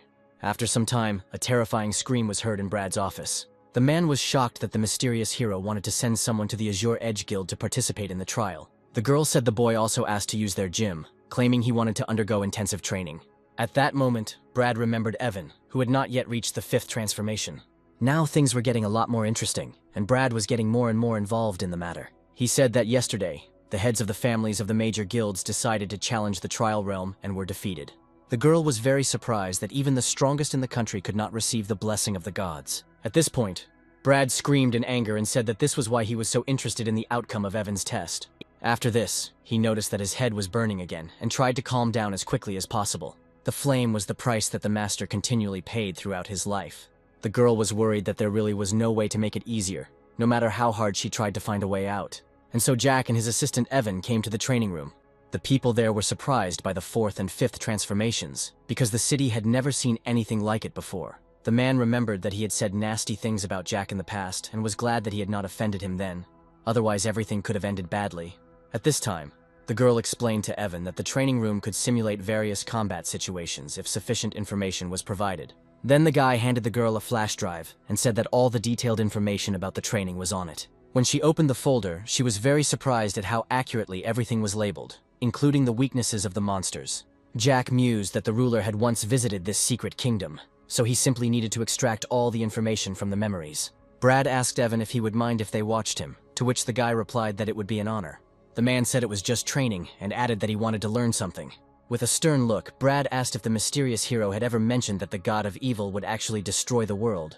Hearing this, his student turned towards them with excitement. The boy remembered that when they were at Evan's villa, the boy asked if the evil god would really destroy the world. Jack thought the guy was good at revealing people, since he was asking the god of evil directly. Evan was one of his men, but he still couldn't tell him everything, and Jack was confused. After that, the guy told Brad that he asked his boss the same question, and he answered him in 6 words. The man asked the boy what he would answer. Then Evan said that Jack had firmly replied that as long as he was here, that would definitely not happen. Brad smiled and said calmly that the words were restrained and commanding, which suited the guy's style. The girl did not understand what kind of power the hero possessed if he did not take God seriously. Jack was glad at this moment that he was smart enough. Brad shook Evan's hand and said the next test was his. After some time, the guy was already in the training room and was trying his best to repel the attacks. The monsters attacked him in a crowd, their eyes burning with anger, and Evan looked at them in bewilderment. At that moment, Jack asked through the microphone if the guy wanted to take a break.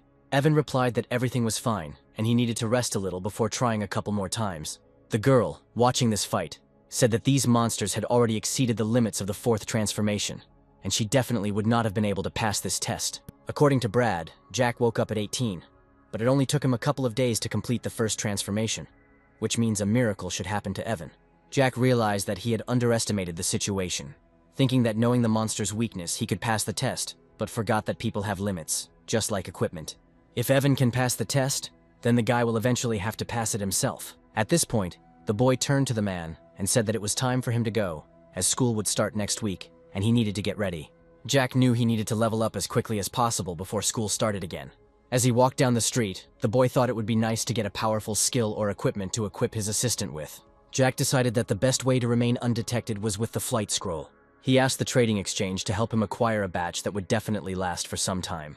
With the help of this scroll, he quickly found one of the secret kingdoms. It was one of the 2 wild secret kingdoms Evan spoke of, and it was definitely not under government control now. However, it seemed to him that there were traces of a recent battle here, so he decided that first he needed to go in and then decide what to do. At this moment, on the other side of the portal, a man asked his boss if he saw a beam of light. Edgar replied that this was just another attempt to destroy them. Everyone began to rejoice, because they thought that ordinary people were simply asking for death. Edgar said that thanks to them, their great lord had accumulated enough strength, and today was the day of their venerable lord's event. They have been waiting for this day for a long time, and it has finally come. At this time, the girl asked about the coming of the demon lord. The boys told her that the mutants told them that there would be an invasion in the secret kingdom in the mountains today. First of all, the invasion was a day away from the nearest city, and therefore he was in danger. The captain said that the entire 4th squad had been wiped out, and even if they went there, they wouldn't be able to stop the secret kingdom's invasion. The monsters in this secret kingdom are terrifying. The city's magical barrier definitely can't stop them, so people can just try to hold them back. The captain ordered everyone to return immediately, and inform the authorities about the urgent evacuation in order to have time to evacuate as many people as possible. They didn't have any surveillance equipment, so they wouldn't be able to know the exact time of the invasion. One of the guys asked how they could leave the captain alone, but the man shouted not to waste time and go faster. Looking at the sky, he didn't understand why everything was happening today. After this, the man called his child and warned him that there might be a drill today and the boy should not worry. With a completely downcast look, he told the child that he was currently busy at work, and suggested that they talk later, after which he hung up. Suddenly the boy called him back and persistently asked why his dad had hung up, since he hadn't had time to say what he wanted. The child congratulated the man on his birthday, and the captain burst into tears because he understood that he would die today. At the same moment, there was an intense outbreak of the forces of darkness, which signified the invasion of the secret kingdom. The squad could not calm down, because the captain was at this very point. At this time, Jack was making his way through the entrance to the secret kingdom. The monster boss shouted that the great demon lord was bestowing his favor upon them. Here the guy was already walking through the secret kingdom, with sparkling crystals around him. Jack was glad that the kingdom had quite generous experience points for monsters, and he was able to level up to 37 in one go. The guy began to carefully choose which skill he would learn this time. Suddenly, right in front of him, the monsters knelt down on one knee and began to greet the demon lord. Jack started screaming in horror, asking what was going on here. At that moment, the leader of the monsters shouted, "Where's the demon lord?" and looked at the guy in horror. A ruler appeared from the crystal, sadly saying that he was already frozen. The boss began to reason that since the guy didn't recognize them, he was clearly neither the incarnation of the demon lord nor any kind of guardian. The monster decided that Jack was an ordinary opportunist who wanted to bring allegiance to the demon lord, but was afraid of the powerful forces of darkness and ran away. He shouted at the boy, asking if he had come here to swear allegiance to the demon lord. Jack calmly replied that it was not so, and it was none of their business what he did there. The monster said that it was very arrogant of him, and then asked if the guy knew who he was. He introduced himself as Alex, a wanted criminal who had killed over 200 people. At that moment, Jack's eyes lit up, and he called the monster closer. Alex was horrified that the guy was seeking his own death, and became even more angry. Everyone started cheering for the leader to kill the guy, and as soon as possible. Suddenly the kingdom became dark, and everyone began to wonder in bewilderment why this happened so suddenly. The leader didn't understand what was going on at all, and they all looked up in horror. Jack, his eyes full of fury, told them to let him demonstrate the forbidden spell he had just discovered. He began to read every single one of the monster's weaknesses. The guy was very surprised by this, because all the weaknesses were described in great detail. In the illusion, he would voluntarily attack the weaknesses of those who were trapped, like a devil playing with helpless prey. However, Jack believed that this debilitating skill was rather perverted, and a use could be found for it. At this time, the captain thought to get up and check what was happening there because, despite the fact that a lot of time had passed, there was no sign of the invasion of the secret kingdom in the mountains. He understood that it was okay if something unexpected happened. In any case, he would not be able to avoid it. After some time having risen to the secret kingdom, The man screamed because he did not understand what was happening there. The wanted criminal Alex and his subordinates were completely defeated. 4 teams of adventurers sacrificed themselves to track him down, and in the end, the monsters simply died. Upon entering the secret kingdom, the captain began to say that it looked as if a huge ice storm had hit it, because there was not a single living monster there. Then the assistant began to wonder what had happened to the boss of the kingdom, and everyone continued to worry. Suddenly, in bewilderment, he began to say that he was frozen, but they needed to make sure that he was dead. There were no items or experience points near him, so the man thought that he was probably already dead. Then the boy asked if the invasion was still happening if the boss was already dead. The captain continued to look at the monster in bewilderment and think about what to do. After some time, Jack asked Evan if he was still in the training room. The guy sadly replied that he was stuck at level 45. His skills were not enough. Jack then said that he originally wanted the boy to understand the situation in the secret realm of the test. So next week he would organize a special demonic training for him. Evan, with tears in his eyes, was glad that his boss was not disappointed in him after all. He immediately asked what Jack wanted for dinner and decided to order food right away. While they were waiting for food, the guy decided to play a little and take a rest. Suddenly he received a message from Mr. Brad, which surprised the guy very much. After reading this message, Jack thought that the gentleman had been hacked because she didn't understand how a man could write something like that. Then Brad sent a voice message and said that it was really him, offering to play together. Jack believed that at first glance the gentleman might seem serious, but he also had such hobbies. After that, the guy started recording voice messages to the man about how he didn't think he was so good at games. The man then said that he used to play with his grandson all the time, but now he is busy preparing for entrance exams, so he doesn't play so much anymore.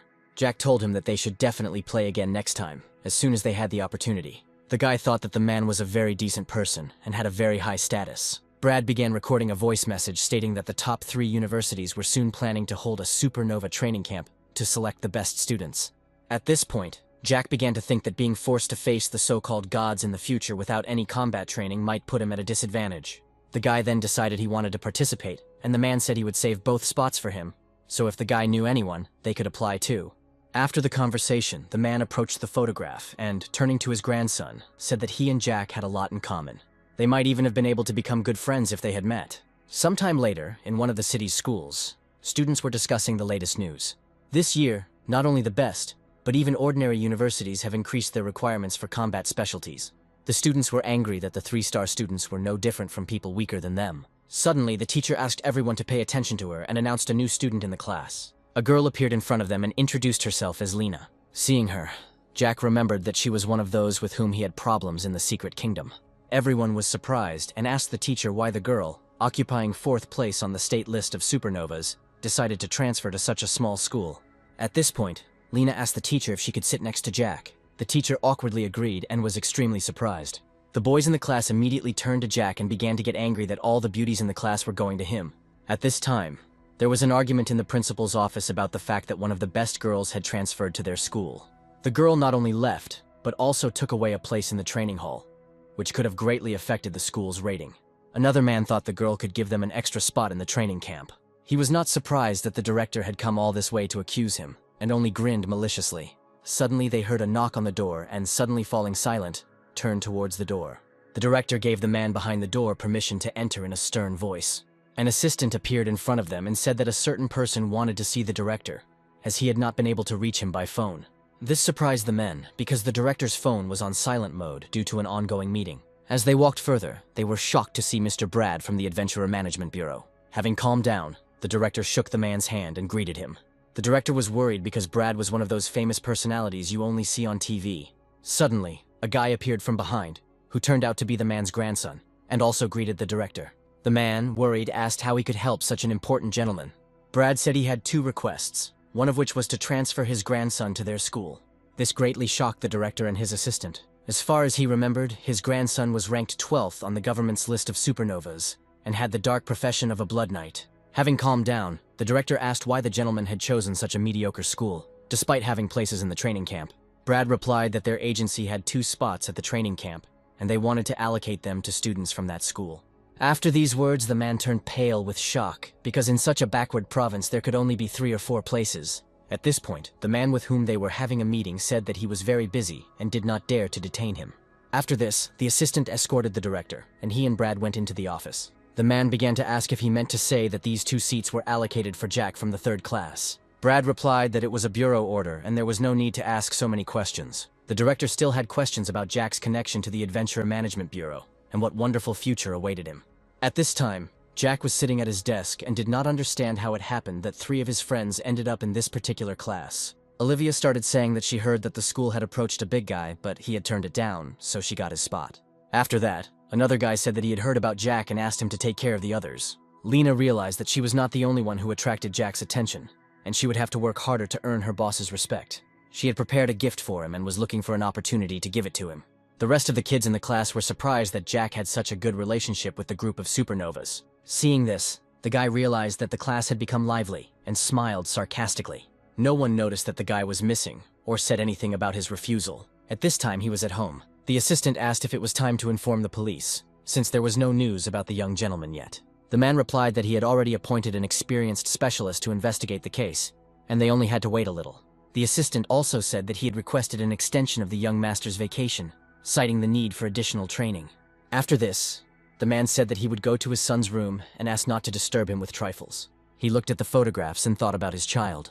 Brad's grandson was telling Jack at this time that he had received a skill book some time ago and offered to look at it. Jack was surprised because there was a summoning spell, which was a rare profession, and it was difficult to get such a skill book. At that moment, Lena held out the gift and, embarrassed, said that she wanted to give it first. The ball contained the skill of combat magic, which was also considered a rare profession.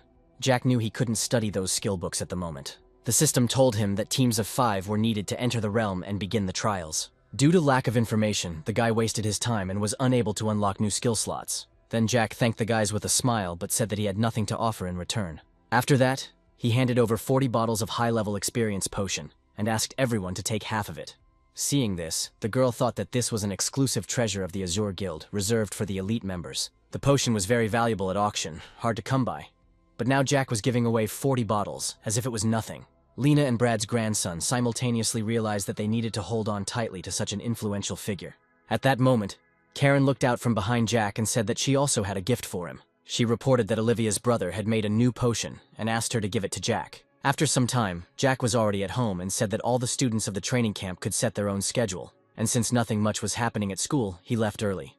Evan thought that the boss had talked about a special demonic training but hadn't mentioned it again until today, and he was afraid that he had forgotten. At that moment, Jack handed the new potion to the guy and said that it was for him. After explaining what it was, the guy added that it needed to be drunk, and then a special demonic training session could begin. Evan jumped up and beamed with happiness, saying that he really appreciated it and thanked her for her efforts. The boy began to greedily drink the potion without thinking. After this, he felt warmth throughout his body, and the places where there had previously been discomfort became more relaxed. At that moment, Jack thought that this was indeed an excellent potion, because last time he was attacked by a forbidden spell and left several hidden wounds, but after 1 bottle he was almost completely healed.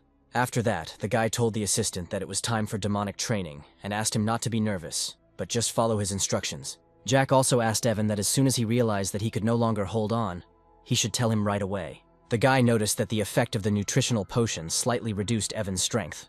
Jack warned Evan that he would start by listing his weaknesses and then give him training. After that, he began to list all the shortcomings and weaknesses, and Evan listened to him attentively. The guy was surprised that the boss had such keen eyesight and could see all his problems. After this, Evan got ready and shouted for them to start the special training. The guy fought for a very long time and overcame almost all the blows. After some time, Jack asked if he could still fight, but Evan insisted that he could hold out. Jack recalled that thanks to his past enemies, he was well acquainted with the use of the skill, so he could prevent any injuries to the assistant. Evan thought that in this world the boss was the only one who would help him become better, and he would not let him down. After that, the guy got ready for the fight again and shouted for them to add enemies, and now the last monster has appeared on the training ground. Evan easily cut it in half and landed on his feet. With a smile on his face, the guy told them that he had to move on to the next level immediately. The girl, perplexed, said that there was no next level, because the data they sent about the monsters had already ended. Then Evan fell to the ground and cried, telling his boss that he had done it. Brad was in complete shock, because training the 4th transformation to such a level in just half a month was a real miracle. Suddenly he noticed that his head was on fire again, which only made the man even more angry. The girl began to worry about the gentleman's health, but Brad said that reaching his age was already a stroke of luck for the future mutant. She kept thinking that he had actually already thought about passing on his legacy when he sent his grandson to school in the city. The girl decided to ask if there was any way to reduce the price of the dark forces. Brad looked down and remained silent, not saying a word. After that, the man said that they would discuss it later, and first he needed to send Evan to the secret realm of the test. After some time, a man from the guild of an influential house greeted Evan and said that the head of the family of influential guilds was with him. The guy thought that all the chapters were already at or close to the 5th transformation, and in the past, even the master couldn't gather them all together. The only one who was completely calm before the gods was his boss. At this time, one of the guild leaders, who had just reached the 5th transformation, did not understand why such a grand welcome was being given to someone at the 4th transformation level. He also thought that all these heads were using his secret kingdom to get closer and establish connections. After this, the man approached Evan and said that everyone wanted to admire his strength. Evan, without once looking at the man, replied that he didn't mind showing them the recordings.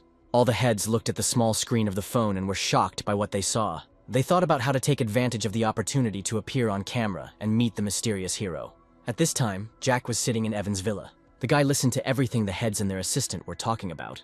As he continued watching the video, the man shouted out that he had incredible skills and that his speed was several times greater than his own. Evan was even able to go beyond the level that the leader was able to reach. Eventually, they watched the video to the end and saw that the tests had been successful. The men couldn't believe that such a young guy had actually pulled it off. It turned out that the recognition and blessing of the gods was a forbidden spell, and now everyone knew it. The guild leader immediately began to think that this was his secret kingdom, and the reward for the first passage should rightfully be his. Evan saw that the profession of an artist was not perfect enough to learn the forbidden spell. At this point, the man frowned slightly and asked what this meant. Jack remembered at that moment that it had once been shown that the professions in their world had not yet reached their optimal form.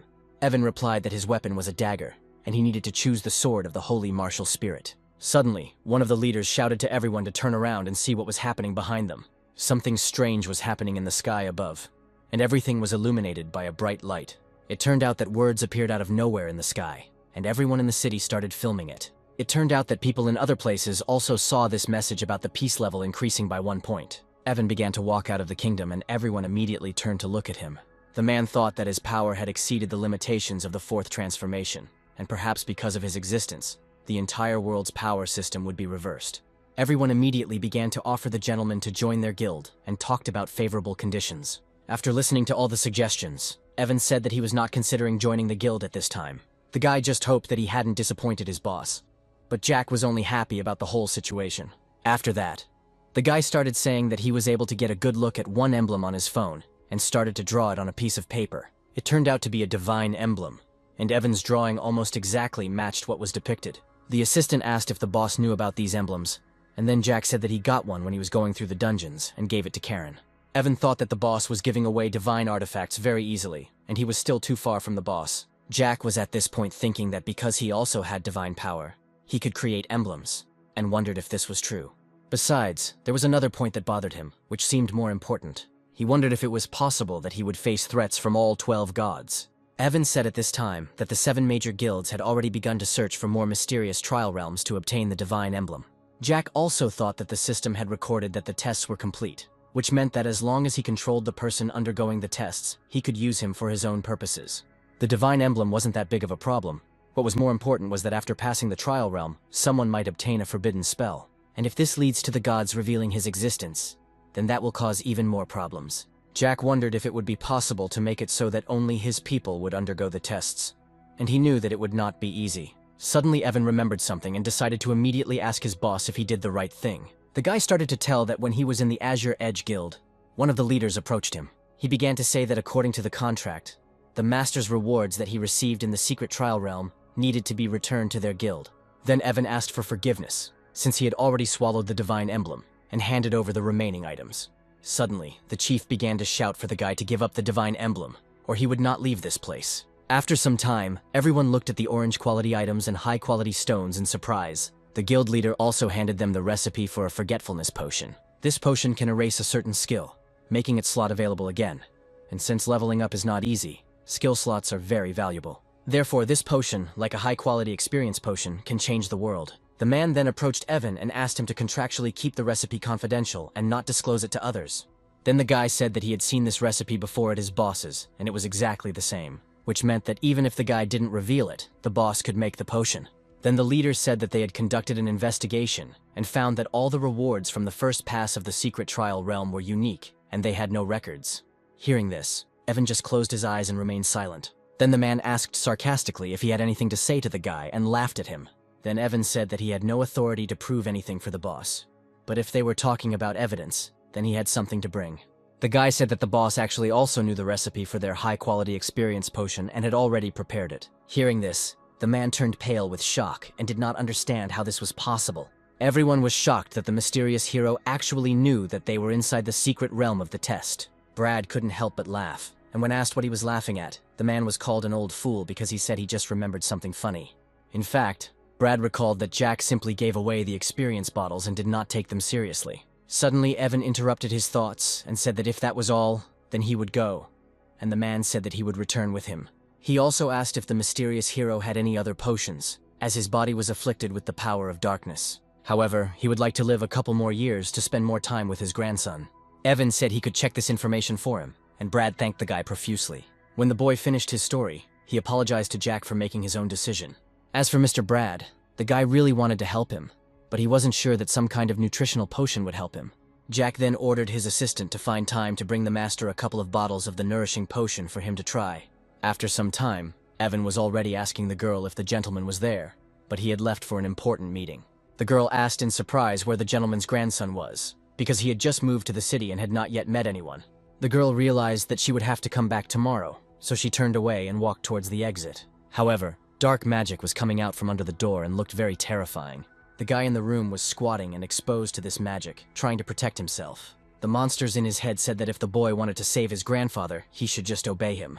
The boy replied that he could not betray humanity and make a deal with a demon, since he was Brad's grandson.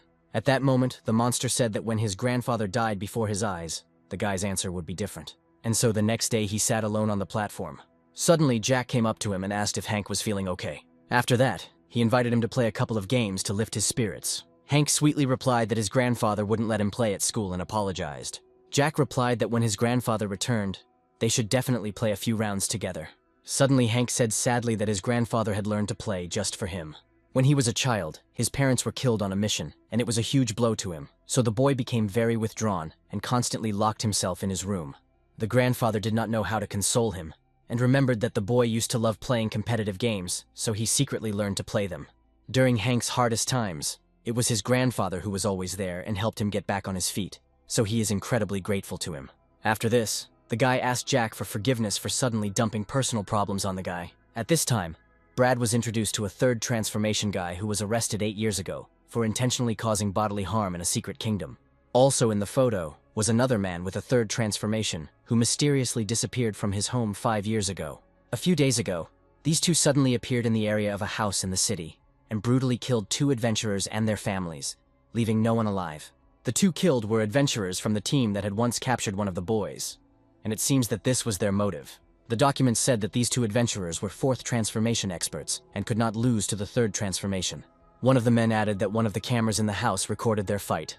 The boys defended themselves with all their might. But for some reason, the man who had disappeared from his home 5 years ago was stronger. All these moments greatly surprised everyone sitting at this table. That guy had powers that surpassed the 4th transformation level. Brad even said that if he had to fight him, he would most likely lose too. At this time, the man who had lost his son was staring blankly into space and was nervous. After this, he said that these men had done a good job, and then asked if they had found anything. Then one of them said that they still had not found the location of their son. However, while they were looking for him, the man felt an incredibly powerful force of darkness. This made the customer very wary, and he, frightened by the look, asked what it meant. After that, the man asked if he knew that only the chosen ones could use the powers of darkness, having been blessed by the demon lord. However, the true chosen ones are called and trained personally by the ruler. The man also explained that he was saying that when they disappeared from the outside world, they were trained in the secret realm for a long time. In the end, he said that the situation with the customer's son was similar to theirs, so he believed that perhaps he had also attracted the attention of the demon lord and gotten a chance to train in the secret realm. The man, with even greater fear, said that he only knew that the boy was performing some kind of ritual, and then he asked if it was somehow connected. The gentleman then said he was not sure, but decided to check the dark room his son used for the ritual. The man happily said that he knew this would happen. Suddenly, the gentleman handed over a business card and said that after dinner they needed to go by car to this place. Then the man asked in bewilderment if they were looking for someone there. Then the men, looking at him angrily, said that they wanted to visit someone. One of them began to tell the master that his son and daughter-in-law had sacrificed their lives to close the uncontrolled passage to the secret kingdom. After some time, Hank heard a knock on the door and went to open it. He saw two healthy men in front of him and politely asked whom they would like to see. Then one of them asked menacingly if he was Hank. And then he suggested talking inside, pointing his finger at the guy's room. These two seemed strange to Hank, as they had a dangerous aura about them, and he asked who they were. The man replied that they were here on behalf of the owner, and from now on, he should call them older brothers. Hearing this, Hank's heart began to beat faster, and he remembered last night. One of the men asked if Hank was supposed to meet his owner last night. The guy began to clearly see this terrible silhouette and could no longer control himself. Having collected all the equipment, Hank began to behave aggressively and threaten them. However, the man grabbed the boy's head with the first blow. After that, he asked how the boy dared to attack his older brother, because it was incredibly rude. Hank continued to scream that they didn't understand what they were talking about, and tried to break free. However, the man continued to squeeze the boy's head, and blood began to flow from his mouth. He also added that the owner ordered him to help Hank make sure that it was worth learning from him. The owner had high hopes for the boy, and planned to give him great power and even save his family. Hank only replied with insolence that he could only dream of it. Another man suddenly came out and said that Mr. Brad was not at home, because he checked inside. With the last of his strength, the boy continued to scream for them not to touch his grandfather. He heard that if you sacrifice someone close to you, you can gain more powerful dark power. Hank should have agreed, because if he didn't, the men would have to help him. They also warned that in 3 days, the day of his grandfather's death would come, and it was necessary to resolve everything quickly. The guys started to think that this photo would make a great photo for a monument. At this time, Jack was in a secret kingdom called the Wild Tribe. He explored it and destroyed everything in his path. When the guy finished, he was upset that he had not found a suitable place to level up, and therefore, he would have to accumulate experience only in ordinary secret realms. Suddenly, the system gave him a task, and Jack said that if things continued like this, he would have to protect the nearest secret kingdoms in order to complete the task. Suddenly, the guy got a call from his assistant who said that Mr. Brad asked him to ask the boss about something. Jack noticed that his voice was somewhat hesitant and realized that it was something complicated. Then Evan said that the master would like to become the disciple of the mysterious hero. After some time, Jack was already in the second city hospital. Hank thanked him for taking the time to visit the boy. Jack, however, asked with interest how his brother was feeling. Hank replied that his body was fine, but they needed to check if the dark force was out of control, and so he would stay here for now. He also said that this was a special room for mutants, and he had never seen it before. Outside the door, Brad was already talking to Evan and saying that the two men were very dangerous to society, and was asking the hero for help in the near future. Then Evan said that this was not personal training, but an opportunity to help the man train, because in the end he prefers a peaceful life, and does not want evil people to go unpunished. The guy also added that the boss needs an independent space for training, not very big, but modest and secret. Suddenly, Mr. Brad saw some people and started screaming in horror, asking what they were doing here. At that moment, Mr. Brad suddenly began to run towards his grandson's room. The men said that because they were too rough that day, their little brother ended up in the hospital. At that moment, a man caught up with them and started shouting for them to turn around. His head instantly lit up, and Brad was filled with an unquenchable rage. The man turned around and said mockingly that the gentleman would not fight him in such a place. Brad remained silent to these words, because it really was so. Then the man said that it was time for them to go, and reminded the master's grandson that he had 2 days left to think about it. After that, they started to leave the room, and Evan looked at them very suspiciously. Seeing this, the men just grinned, and the guy began to worry about what had happened. Suddenly, Brad came up to him and started asking for forgiveness, to which Evan said that it was not his fault. At this time, Jack was asking his new friend if he wanted some fruit. They looked fresh and very appetizing, so the guy didn't want them to go to waste. At this time, the man started talking about the fact that the daughter of one of the family is quite small. Then his friend said that they wanted to use it as an offering, and if he was interested, he could take it. They started laughing loudly when suddenly there was a terrible explosion. From the portal that began to appear after the explosion, Jack and his assistant Evan appeared. The man suddenly jumped up and started shouting about who they were and what they had forgotten. Evan began to speak in a calm voice, telling everyone except the two men to leave immediately. Hearing this, they looked at each other and said that those guys really came for them. At that moment, one of them suddenly took the bottle in his hands and began to finish his drink. Another one rushed to attack Evan, but he calmly repelled his attacks. He thought that the man's strength definitely surpassed the 5th transformation, and if it weren't for the boss's special training, this man would have killed him instantly. The enemy was thinking that it was impossible for this little guy to easily block his attack. Suddenly, Jack appeared right behind Evan, and the man realized that he only needed to block him for a second, so that the mage behind him could take the opportunity to attack. This made him very angry, and the man thought angrily that they clearly would not be able to win with such tactics. However, Jack landed and began to try the snacks that were on the table, Evan, without wasting any time, began to attack the man and tell him that he shouldn't get distracted. Then he became very angry, and with madness in his eyes began to fly towards Evan. At that moment, the girls, with fear in their eyes, did not understand what to do, because there was no way they could escape. Jack at that moment only said that the melon seeds he tried were surprisingly not bad. A man in terrifying gear was walking towards him. He didn't understand how a battle mage could be so strong. At that very moment, a new blow flew at him, and the man noticed it in a matter of seconds. He immediately thought that the guy's technique was not particularly impressive, and that he seemed like an amateur with almost no experience. However, the men thought that the guy was doing this on purpose, and there must be some kind of plan behind it. Jack pulled out his weapon and prepared for battle with a furious look. The man knew that something was wrong, and as they fought, he became stronger and stronger. He was taken aback, but sharply told the guy to wait. After this, the man said that they could sit down and discuss everything, because they were both strong, and there was no need to fight to the death. Jack closed his eyes and said that he had only one goal. He needed to kill him and stay alive. The man started shouting at the boy not to be so arrogant, because in the eyes of his master, he was just a worthless ant. Then Jack asked if his master was the demon lord of the secret realm. Hearing this, the men said that his master's powers were beyond what ordinary people could imagine, and that countless rulers of kingdoms had fallen at his hands. And also, that the greatest pleasure of its owner is making exquisite jewelry from the remains of powerful enemies. Jack said that the male master had destroyed many demon lords and clarified some of his words. After that, with a smile on his face, the guy sarcastically asked where all this was. At this time, Mr. Brad's assistant said that the battle was taking place on the top floor, which is the property of the corporation. The man began to use a research spell and launched the ball specifically to this floor. However, the ball showed that it was completely clear there, and there was not even a hint of any battle. The boy noticed that this was indeed the young man he was thinking about, and he understood that he was having a hard time. And the other masked man seemed to be using some form of camouflage technique with his magical energy. Suddenly, something happened between the warring parties that led to an increase in the quality. Brad thought about how incredible it was. All the guy's movements were simple, but his skills were enough to suppress the opponent. Something incomprehensible, strange, and very large appeared in front of the guy. The monster thought he couldn't believe he was forced to use this. Brad was shocked by what happened, because he never expected it. Simon asked if they were worried about their partner being swallowed by a monster.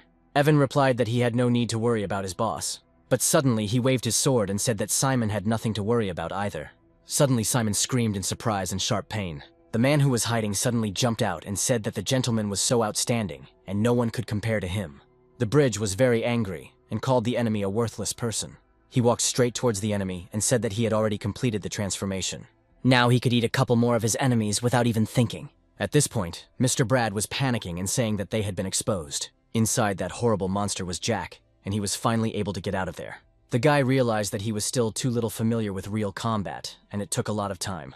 At this moment, another man called out to his brother, but he was hiding behind his back. As soon as the girls saw the way to the exit, they immediately rushed to run. At this point, Jack asked the man not to die yet. He needed him to answer his questions. At this time, something was happening in the secret kingdom in the Valley of the Bloody Fog. The man bowed to the master and said that an ill-wisher had been discovered at the entrance to the secret kingdom. Hearing this, the boss told everyone to retreat, because a possible enemy had come here for him. The men's spiritual vessels were destroyed, meaning they were both dead. The only thing that was last displayed was Jack asking where their master was. The boss understood that this enemy was able to kill 2 men, so the rest of his subordinates were definitely not his rivals. The master walked and thought that his subordinates were loyal to him, but they relied solely on his strength, and only people could independently raise their level and provide him with sacrifice. He began to pull out one of the skulls on his chest, and it began to glow an amber color. Many years ago, when he was an ordinary demon lord, he came across this advanced relic, which gave him great power.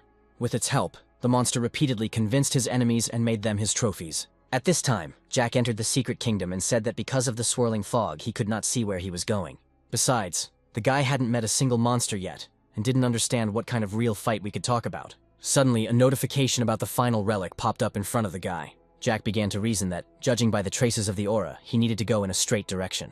After some time, the guy found this relic in the hand of a black statue. It was obvious to him that there was only one relic here, but he didn't understand what about the promised countless number. Having taken this relic, the guy improved all properties by 100 points, and now, even without using any skills, he will be able to trample the vast majority of adventurers. The guy also exceeded level 40 and can now learn new skills. At that moment, he took out a book of spells and began to study it. It contained a forbidden summoning spell, but Jack doubted it could produce something like a great demon lord. In the end, the guy decided to study him first and then look at his abilities. It turned out that this book was intended precisely for world conquest. The guy wondered when this might come in handy, and he also remembered that he had to deal with 2 men for safety reasons. He knew they wouldn't be able to find any more information, and he thanked the now dead men. At this time, Mr. Brad told Evan that the mysterious hero saved their families' lives, and the man simply did not know how to thank them. At that moment, the girl thought that the masters had shown favor to the mysterious hero, which suppressed her doubts. In fact, the country is also interested in this, and everyone heard that the hero needed a place to train. Brad, upon learning this, said that they had dedicated, carefully designed training facilities that offered excellent facilities and equipment. Evan thought that the training the boss talked about was just a cover to hide his true training methods, and decided to give the boss the information to choose for himself. They arrived at the training base. Jack was amazed by its size. Evan explained that this was a new adventurer base that was not yet in use, and the gentleman offered to hand it over to Jack. The building had 10 floors, where the interior space was divided into training areas, offices, recreation areas, and living quarters. The infrastructure included a full range of innovative control systems. Jack could have lived here for almost 2 years. Jack knew that this place was ideal for developing his powers and influence. Brad was sure that the boss would choose this base, because the hero saved the city twice, and the authorities were ready to support him. Jack was surprised that people were friendly to him and gave him such a large base. Evan suggested that he be given control of the base, since the boss didn't like to deal with such things. Brad mentioned the possibility of creating a guild. However, Evan asked about receiving information without creating it. Brad explained that for a national-level hero, special information channels could be set up that would be synchronized with the Bureau, with the exception of top-secret information. Jack realized that information feeds would work more efficiently than their previous data mining methods. Creating a guild required too much attention. After the conversation, Evan and Jack walked Brad out, and the assistant informed the gentleman about a special training session scheduled for the following week. The man's phone rang. A voice on the phone reported mysterious disappearances similar to the situation with the men. The girl decided to take precautions, fearing a repetition. The man discussed how without a boss it was impossible to resist the enemies alone. Brad was sad that there was no way to cultivate strong personalities. After some time, Brad met his grandson, who happily announced his return. Seeing the things in the suitcase, Brad asked where the guy was going. The guy told about the imminent start of the supernova training camp, where Jack had put together a program of special intensive training. Brad was surprised to learn that there would be about 6 people at the base. His head flared with anger, because he didn't know that others would be studying there. The men tried to calm down, but controlling the forces of darkness was difficult. He explained that these people were only close friends who had known Jack for a long time. After this, Brad calmed down and offered to help pack things. After some time, all the friends arrived at the training base. Karen noticed that the place Jack had spoken of turned out to be a forest. Suddenly, guys appeared in front of them, joyfully greeting the girls. Jim, who came with them, also greeted the guys. As they walked inside, Olivia was surprised by the size of the place, noting that even the base of the 7 main ones couldn't compare to this. Karen asked Jack how he found this place. The guy replied that the owner was his relative who allowed him to borrow the base. The girl thought that Jack had never mentioned him, and since the moment he woke up, the guy had become more and more mysterious. Evan came out and announced that he would be in charge of their training. Everyone greeted the gentleman with a little awkwardness. Jim asked if he knew the gentleman, who seemed nervous. Evan explained that something inexplicable had recently appeared in the sky, and it turned out that the master had completed the test of the gods. Everyone was shocked when they heard this. Evan got the feeling that everyone was suddenly motivated. Jack thought that the forbidden spell was disguised as the effects of the training rooms, so there was no need to worry about it being detected. Instead of creating a guild, the guys decided to focus on training strong individuals. During training, Karen noticed a terribly oppressive atmosphere that seemed real. She thought that if it wasn't for special training, it would definitely lead to the collapse of her will. Jim and Olivia thought they weren't supernovas, so they couldn't even dream of surpassing the abilities of others. Brad's grandson reasoned that he could not rely on his grandfather's protection and wanted to protect his loved ones himself. No one could express Olivia's thoughts, because nothing was important to him. Jack watched everyone and said that he was impressed by everyone's results. After the training, everyone said they felt like they had been tortured for hundreds of years. Evan announced the end of training and asked everyone to rest. And so, after some time, they were already sitting at the table and eating. At the table, Karen said that today's results surpassed what they had done in the last few years. The grandson thought about the power of darkness in his body, which was behaving strangely today. Jack noticed his agitated state and asked what was wrong. Karen explained that they have been under a lot of pressure lately. Jack decided to see what they were saying about them on the forum. They saw different users asking about the school, and also noticed an account that refutes every post that criticizes them. When they logged into the account, they saw a girl who had come to them because of Jack. They were surprised that the girl wrote all these messages during the day. Olivia tearfully asked people to stop reading the comments, because when she got a place at the boot camp, She was terribly nervous for fear of embarrassing her boss. Jack told them to focus on training, and in a few days they would receive gifts from him. At this point, Karen was very angry at the guy, but he continued to smile. After dinner, Jack sat on his bed, and it was clear from his face that something was bothering him. He thought that in the memories of the demon lord he had raised last time, he had found information about himself as an evil god. There are a total of 7 evil gods born from darkness, worshipped by the monsters of the secret realms. There is also a famous all-powerful god of law, who was once one of the 12 major gods. Along with the other 11 gods, he led his followers to destroy the 7 true gods of evil. Suddenly freed from the threat of darkness, the almighty god of law became obsessed with studying the power of darkness, which eventually consumed him. This legend has been passed down throughout the world, and all people believe in it without any doubt. He claims that, freed from the threat of darkness, the followers of the gods gradually lost their sense of fear, and their faith weakened, and they no longer relied on these gods. Then the gods began to pit their followers against each other, using them as tools for entertainment and sacrifices. Only the almighty god of law had a calm disposition and did not participate in these games. Unexpectedly, one day the fire of war spread to the followers of the almighty god of law, who, due to the lack of protection, were destroyed. The angry almighty god of law asked the gods to stop this, but was only ridiculed by them. The almighty god of law, who had been peaceful before those events, displayed his mighty power in the battle, and 2 of the gods were killed, and 6 were wounded. No one knew where the almighty god of law had disappeared to, and rumors had it that he had entered an unknown realm where there was neither light nor darkness, and had disappeared there without a trace. It was incredible, because he was able to fight against 11 gods alone. That was where the information in Jack's memory ended, but unfortunately, the boy still didn't know what happened to the almighty god of law. It was very convenient that the legal department could receive information from all over the country. Jack started studying the experience points from the little monsters, and said that they weren't as bad as they seemed. After that, he encountered the boss of the secret kingdom in iron armor. The guy realized that his actual damage was not that high, and his weapons were worse than those of the adventurers. Jack really didn't think about the fact that his weapon wouldn't stand up to long, continuous battles.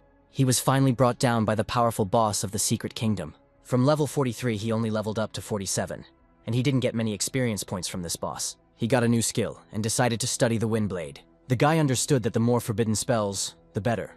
Otherwise he was constantly worried about the lack of firepower. He also understood that he needed to go to the neighboring city, and just in case, stock up on new weapons. And now the girl was already telling him that the stand displayed all the orange quality swords that were available in the shopping center. There were only 8 of them, which greatly upset the guy. He eventually decided to take all the swords, and the girl was amazed because he looked very young.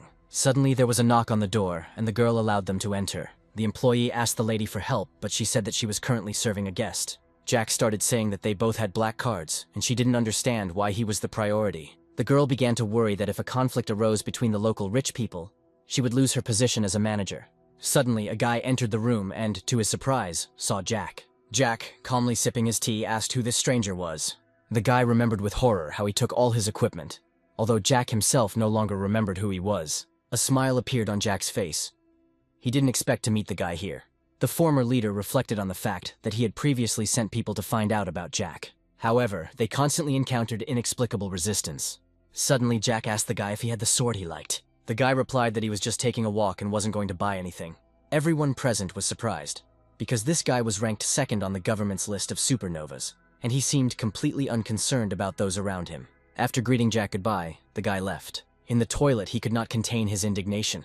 He needed to do something, otherwise anger would consume him. The guy took the phone and started frantically searching for something. Seeing a familiar account, he became even more angry. Now he has definitely decided to pass the tests of the Secret Kingdom and take revenge on Jack. Meanwhile, the girl said goodbye to Jack, wishing him a good journey. Leaving the building, the guy sighed heavily. After some time, he began to fight monsters again, gaining experience. Having reached level 60, he realized that he was ready for the second transformation. The boy realized that without the use of forbidden spells, this path would have taken much longer. In ancient times, monsters worshipped various gods of evil until they were destroyed by the 12 main gods. Now these monsters systematically penetrate the human world, seeking to restore the power of the 7 true gods of evil. However, the so-called main gods, contrary to expectations, do not stand up for humanity, but on the contrary, fight against Jack. The boy realized that the ancient legend about the almighty god of law might be true. Unfortunately, there was nothing comforting about this situation. Having suddenly received a message from his brother, he decided to grab everything he needed along the way. At this time, a group of students were training in the training room. The girl reported that her brother had indeed set up a laboratory at the base. Much to the admiration of the guy standing nearby, she took the jar that interested her, intending to drink the contents. Olivia's brother explained that he had just finished making a forgetting potion that could completely erase one of her skills. Karen asked if this referred to the gift that was discussed earlier.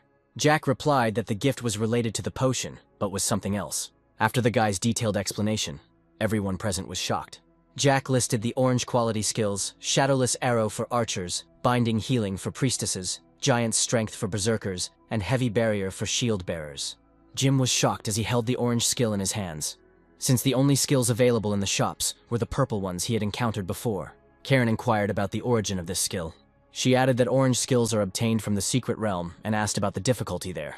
Jack smiled and asked his comrades why they were frozen like statues. With only a week left before the start of training camp, everyone needed to hurry to learn new skills. Grandpa Brad and Evan were walking towards the teenagers. When they appeared, the whole company felt a slight surprise. The girl reflected that despite the weeks of lessons with Grandpa Brad, it was still a great honor for them to meet such a significant figure. Grandpa Brad was surprised to see them and wondered if they were Jack's friends. Jack thought that after the past week, it would be good to have Brad present at this training. Brad asked about training. Jack offered to go with them to the training room and watch them practice. Everyone demonstrated their skills in turn. Brad noted that the skills were excellent but seemed unpolished, to which Evan responded that they had not fully mastered the orange skills yet. The grandfather, stunned, turned to the boy and asked him again about his skills. Evan confirmed that these skills were obtained from high-level secret realms. Grandpa Brad thought about the fact that the authorities have been trying to figure out how to pass high-level kingdoms for a long time, but so far without success. Brad asked Evan if he could report this to the authorities, to which Evan replied that he had no secrets from the authorities. Grandfather thought that the level of these children was not so high, but over time they would be able to increase it. In complete silence, on the street, there was a hall for changing professions. There, Jack greeted Brad's assistant. She was surprised by his presence and could not utter a word. Jack just smiled and didn't say anything else. The girl thought about his presence and envied him, as she expected it. After the greeting, when the guy walked into another room, he was surprised by the 20 transformation stones. Jack mused that stones were not dropped by monsters, but could only be collected from crystals in ore veins, making them incredibly rare. Sometime later, Jack arrived at the city's trading exchange. One of the sellers noted that the number of people changing professions has increased, and there are fewer transformation stones, and asked to wait a couple of days to get them.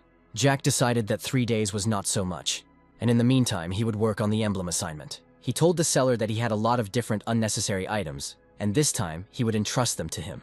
At that moment, the guy took stones out of his pockets and poured them onto the ground. The salesman recoiled in shock and stepped back. Then he thought about Jack's words about how these items were unnecessary for him, and he added that it was not for nothing that the mayor said to serve Jack properly. At this time, a boss battle was taking place in the Secret Kingdom. The salesman said he needed to consult with his superiors. In the Secret Kingdom, during the battle, the captain's assistant ran up to him and called him. The captain's mate reported that some guy wanted to enter the Secret Kingdom, to which the captain objected that this was impossible. But then the assistant showed the captain a special permit. The captain immediately went to let the guy with the pass through and thanked him for his cooperation. As Jack passed, the captain asked who the guy was and noted that the pass was for him. The assistant then suggested that he might be a special inspector. When the captain looked at the assistant menacingly, the guy said he was just joking. The captain told everyone to act as if he really was an inspector and ordered them to check if everything was in order. As he walked, Jack thought it was a good thing he had asked for a special pass to be made for him. With a menacing look, Jack began to open the portal. Looking up, he thought it was quite high up there. When he looked down, he saw a hidden boss. Without thinking twice, he decided to get it over with quickly. Then the monster greeted him and asked if he was a god, to which Jack looked at him questioningly, as he did not understand what was happening. Then the monster said that although he could not see, he felt and guessed that Jack was a god. Then Jack thought about what exactly the monster wanted to convey to him, and asked himself if he really had the traits of an evil god. Jack asked why the monster thought so, to which he replied that he could explain everything. Their tribe was attacked by other followers and suffered heavy losses, and he himself was killed in battle with the enemy. The monster continued to talk about how he somehow ended up in this place, and a strange whisper arose in his head, which was like a cruel mental torture, awakening in him an uncontrollable desire to kill. Jack thought he remembered that the followers of the Almighty God of Law were more attacked, and thought, is it possible that Your Excellency God is another title of the Almighty God of Law? Then the monster asked if Jack had come to save him. Jack didn't know what to answer and said he wasn't sure. The guy thought the monster looked very disappointed. Jack then apologized and said that maybe he was not the one the monster was talking about, adding that he was just a student who was sent on a mission to kill the monster, to which the monster was very disappointed. but he perked up after rethinking it and asked again if Jack was there to put the monster out of its misery. Then Jack said hesitantly that he was not sure and he did not know what happened to him. But it seemed that the monster had lost its memory, to which the monster replied that however he did not admit that he was mistaken. And even if Jack was not His Excellency God, Jack was still someone who was very close to him. And he added, the great master of all laws, the respected almighty God of law. Jack was very surprised, as he didn't expect to be called that. The guy said that in that case his profession is indeed omnipotent by law, to which the monster replied that he knew it and could not be mistaken. Asked if there was a way to get the elemental emblem without killing the monster, to which he apologized and said that he didn't know, but if Jack was worried about killing, then he shouldn't be, since it would be a relief for the monster. After these words, Jack felt a little sad, and he asked the monster if he had a dying wish, to which the monster replied that he had not seen God for so long, and if he could talk to him a little longer, he would die without any regrets. Jack agreed to these terms. Jack asked the monster to tell him about his past. After the husband told him about his past, Jack said that this didn't sound like a god, to which the monster simply laughed. He asked if Jack could tell him what was going on with them now. After a long conversation, the monster stood up and said that the time had come. He was glad to talk to him. Jack said that if the monster ever gave him a chance, he would teach him how to play. The monster said that it was a promise, just like when he visited them in the mortal world. After the boy turned into a monster, he was very upset. The time had come, and a large group of people had gathered to discuss something important. One of those present said that it turned out that the Supreme Secret Realms did indeed have higher-level skills, but with their current strength, they would not be able to go against them. Grandpa Brad said that in that case, could they hire a mysterious hero to help them all pass through the higher secret realms? Then the grandfather said that he asked, but the mysterious hero was not interested in such cooperation. Brad asked if the mysterious hero shouldn't be with everyone in times like these, to which his comrade replied that he would soon be retiring, and that he would take over the director's position, and then he would have to use any methods to control the mysterious hero. Then one of the men at the meeting stood up and said that after the secret heroes appeared, he and his family began to be threatened. But at that moment, everyone said that they could not do anything in this situation, and then he was ready to die. But in the end, the mysterious hero helped him. The man added that only a grandfather could say something like that. But still, everyone knows his character very well and understands that there is not a drop of selfishness in him. Then the man asked again that he had heard that his grandfather was preparing to pass through the secret kingdom in a couple of days. After the grandfather said that everything was correct, the man asked to give him a place on his team. At that moment, everyone began to raise their hands, offering their candidacy for the expedition into the secret kingdom. Brad said that the special magic training was really unbearable, and his second bones needed 2 days to recover. The man thought to himself that even if this old man had no selfish motives, any thought he had was instantly reflected on his face. At this time, something strange was happening in the profession change hall. In the career change hall, Jack received a passive skill, immunity to any detection skills. Then the boy thought about the fact that the memories he got from the final religion were mostly true. And the almighty God of law was not a god of evil at all, but simply wanted to live according to his preferences, just like him. A comrade told him that his feelings were identical to those of the almighty God of law. Could it be because of the system? But then what is the connection between the system and the almighty God of law? Jack didn't understand why a man who had been dead for a long time had become the hidden boss of a secret kingdom. The training camp brought together the most outstanding young adventurers from all over the country at the high school and university level. There are 180 participants in the senior division, among which are 32 5-star participants from the supernova list and 148 4-star participants selected from different regions. The group gathered there were talking among themselves, and one of them noted that this event had attracted the attention of not only the Rex at the top 3 universities, but also the teachers of the 7 major guilds and the Adventurer Management Bureau. The scale of this event was truly incredible. His comrade said he wanted to impress these authorities, but there were so many participants that he doubted they would remember someone like him. As all these authorities walked, a confident Tom approached them. The girls discussed among themselves that they had heard that ever since Tom had awakened, he had never teamed up with his peers, and had only ever been accompanied by the elite members of his family's guild. The one who passed through this kingdom was a fighter of the same profession as Tom. Suddenly, someone poked them and told them to look where he was pointing, because that was where the team from Middle School 7 was coming out. The guys asked their friend if this was the team that everyone was talking about on the forum, and added that it was interesting to see what they were like. Everyone started talking about them, and someone said that they had a strong aura and looked like a very difficult team.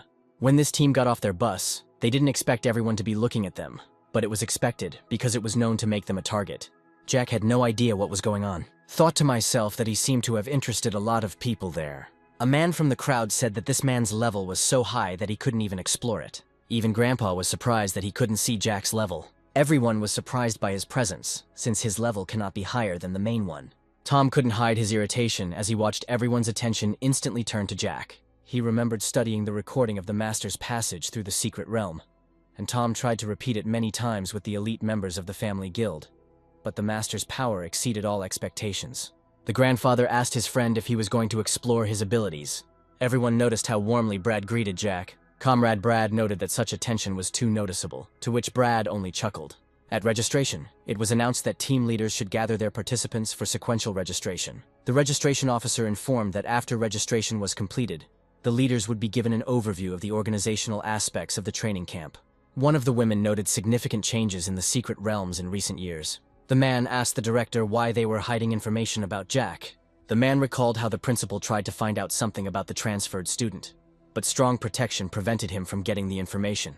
The registration officer noted the school's prestige, which was able to attract outstanding talent. All participants underwent special training before arriving at the camp. He thought that there was no need to worry about some of the participants, since they were on the list of the most promising.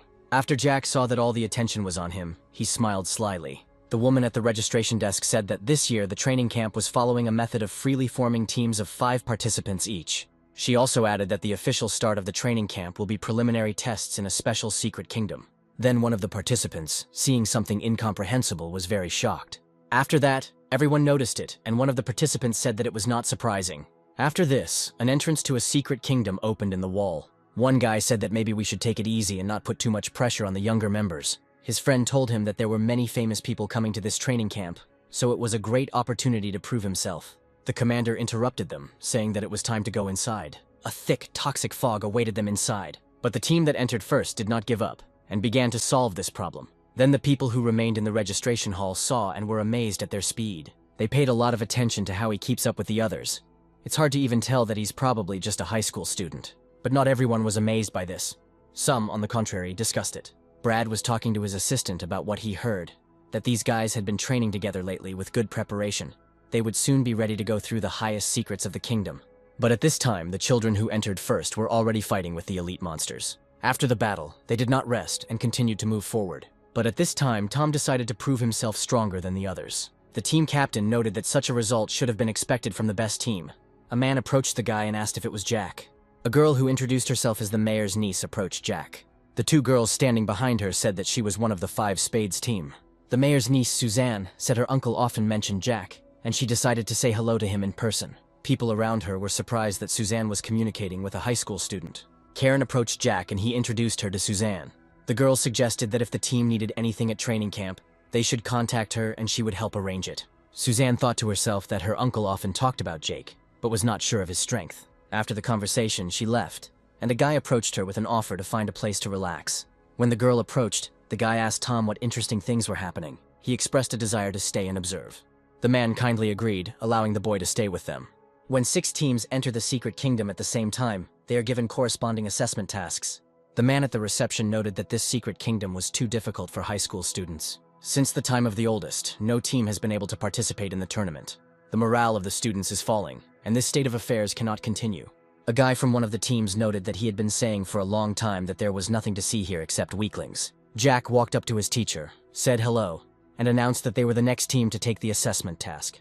After that, they were sent to a secret dungeon, the Iron Jaw Swamp. Professional team members are typically divided into 4 types depending on the functions they perform. Attackers are the main fighting force, responsible for clearing out new worlds and fighting enemies. Researchers analyze worlds to perform various tasks. The defenders protect civilians in emergency situations in already controlled territories. The support team complements the main group by applying buffs and providing emergency assistance. For each type, there is one clear task. There is also a main cast. Karen asked what type of task they would choose, and Jack replied that they would be explorers. The boy thought that there were still many things he didn't understand, such as gods or the level of the world. At this point, Olivia said that they would choose research since they had geniuses on their team. Suddenly, Karen told them to wait, because they had 2 tasks, and one of them was to capture the enemy alive. Then Jack said that they fought the boss first. At this moment, the people looking at them began to be surprised and showed it to others. They didn't understand what kind of team it was, and why they had gathered so quickly. Some of them assumed that these were the guys from Academy 7 in the city. Everyone was amazed that they had very strong cultivation, clearly several times greater than their own. One of the girls thought it was no wonder that Brad spoke that way about Jack. The captain standing next to the man was shocked and couldn't even put a few words together. Olivia began to use fire skills at this moment. The man didn't understand if their skills could be that powerful. But Brad knew that these children were very strong on their own. The man continued to be amazed at how great everything was. Jack didn't seem to use any high-level skills, but he could disable an enemy with one blow. Everyone continued to be shocked by this command. At this time, the guys had dealt with the boss, and were already heading back. A ranking table appeared in front of them, where they occupied first place. Jack asked Karen if they had completed all the tasks. When he heard a positive answer, he ordered everyone to return. Coming out of the portal, everyone looked at the guys in surprise. The team did not understand what was going on and were extremely shocked by this. Suddenly, the people who were looking at them started to applaud and admire them. At that moment, the girl explained to the boys that they were all very good and were school friends. The former leader said that at the time, someone was slandering Jack on the internet, and he threatened everyone. Everyone was surprised because the students' morale had risen greatly, and all because of the influence of this team. Suddenly, a voice was heard over the loudspeakers, saying that the exam was over. Everyone understood perfectly well that Academy number 7 had already taken half of the places, so there were only 4 left. The loudspeaker began to announce the school numbers and their names. At this moment, all the students began to look at each other in surprise. Then, one of the boys called out to the teacher and asked where Jack and the others were on the list. The man then replied that they did not take up space on the list of regular students, and all because the organizing committee decided to give them assistant status. After some time, the man asked which team they were from and said that he had come to pick them up. He also said that the leaders of the research group are not here now, and that is why he is taking them. The team went to their room and began unloading their things. Suddenly, there was a knock at the door, and the man was allowed to enter. It was Mr. Brad, and everyone looked at him in surprise, since he was the director of the Adventurers Bureau. Also next to him was the guild leader of an influential house. Suddenly, other heads of different guilds appeared behind them. Everyone started talking to each other and discussing the exam.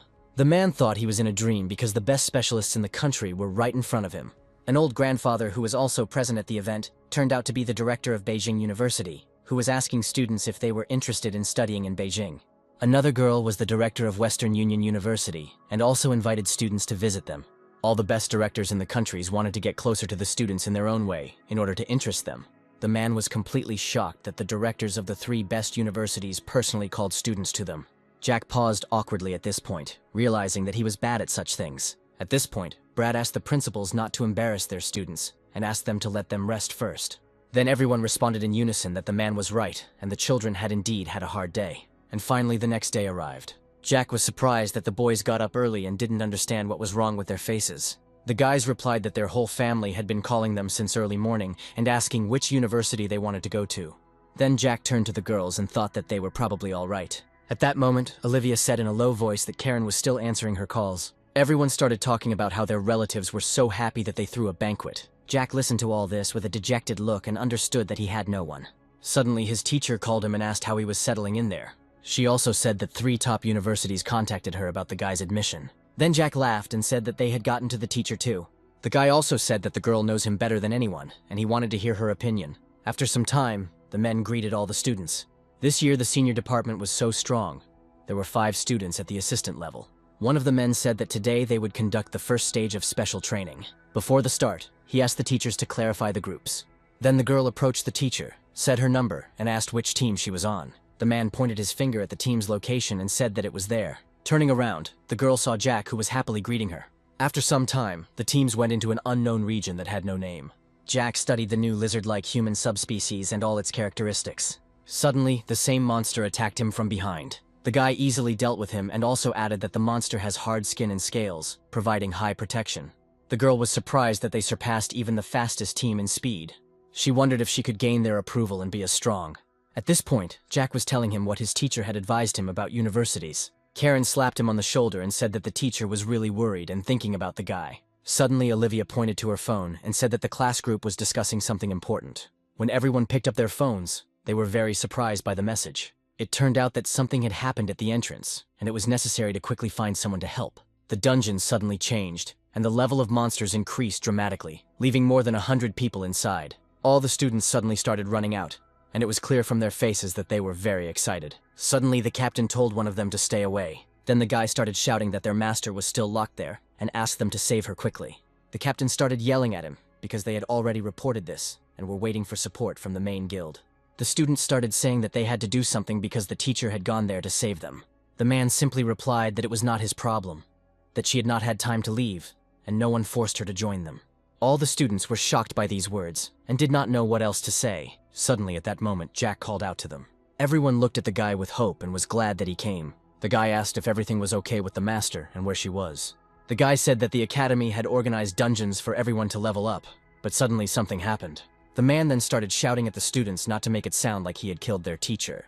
He clarified that the girl voluntarily agreed to enter the dungeon. Suddenly, Jack grabbed him by the head and slammed him into the ground with fury. One of the captain's assistants took aim and ordered Jack to stop. Someone grabbed Jack by the shoulder, demanding that he put down his weapon. The guy took the leader by the leg and dragged him towards the dungeon. Everyone asked to stop him to save the captain. The head of the guild appeared in front of Jack, and the guy thought that he had come to help. The man explained that they immediately came running after hearing about the incident and asked about the situation. He also offered his help to Jack. The witness was shocked that no one tried to stop Jack. The guards blocked the way, stating that the dungeon was closed and entry was prohibited. The guild leader showed a pass confirming his authority in emergency situations. Seeing the pass, the guards were amazed by the presence of the guild leader. When the entrance was opened, the man allowed Jack to pass through. Entering the dungeon, the guy saw a bright glow. It was an area effect that operated over a fixed range. The guild leader noted that there had never been such an effect here before, and also paying attention to the fact that it probably appeared after a mutation. Jack didn't care and continued to move towards his goal. Knowing that his base stats were high, he wasn't afraid of the debuff. The man decided to ask the guy who had regained consciousness where they should go. When he woke up, the boy screamed for help, not wanting to die. Terrible Jack told him that he would have to take them to the master or stay here. There were many forks in the dungeon, and no one knew the right way. Meanwhile, the other students were deep in the cave. One of them was hiding from a ferocious monster.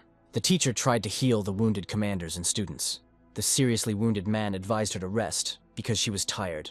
The teacher replied that she could rest later, but the injuries needed to be treated immediately. The little girl sincerely thanked the teacher for saving her. The other students didn't understand the point of being saved, since they all had ratings below 3 stars. The man cleared his throat and said that he was feeling better.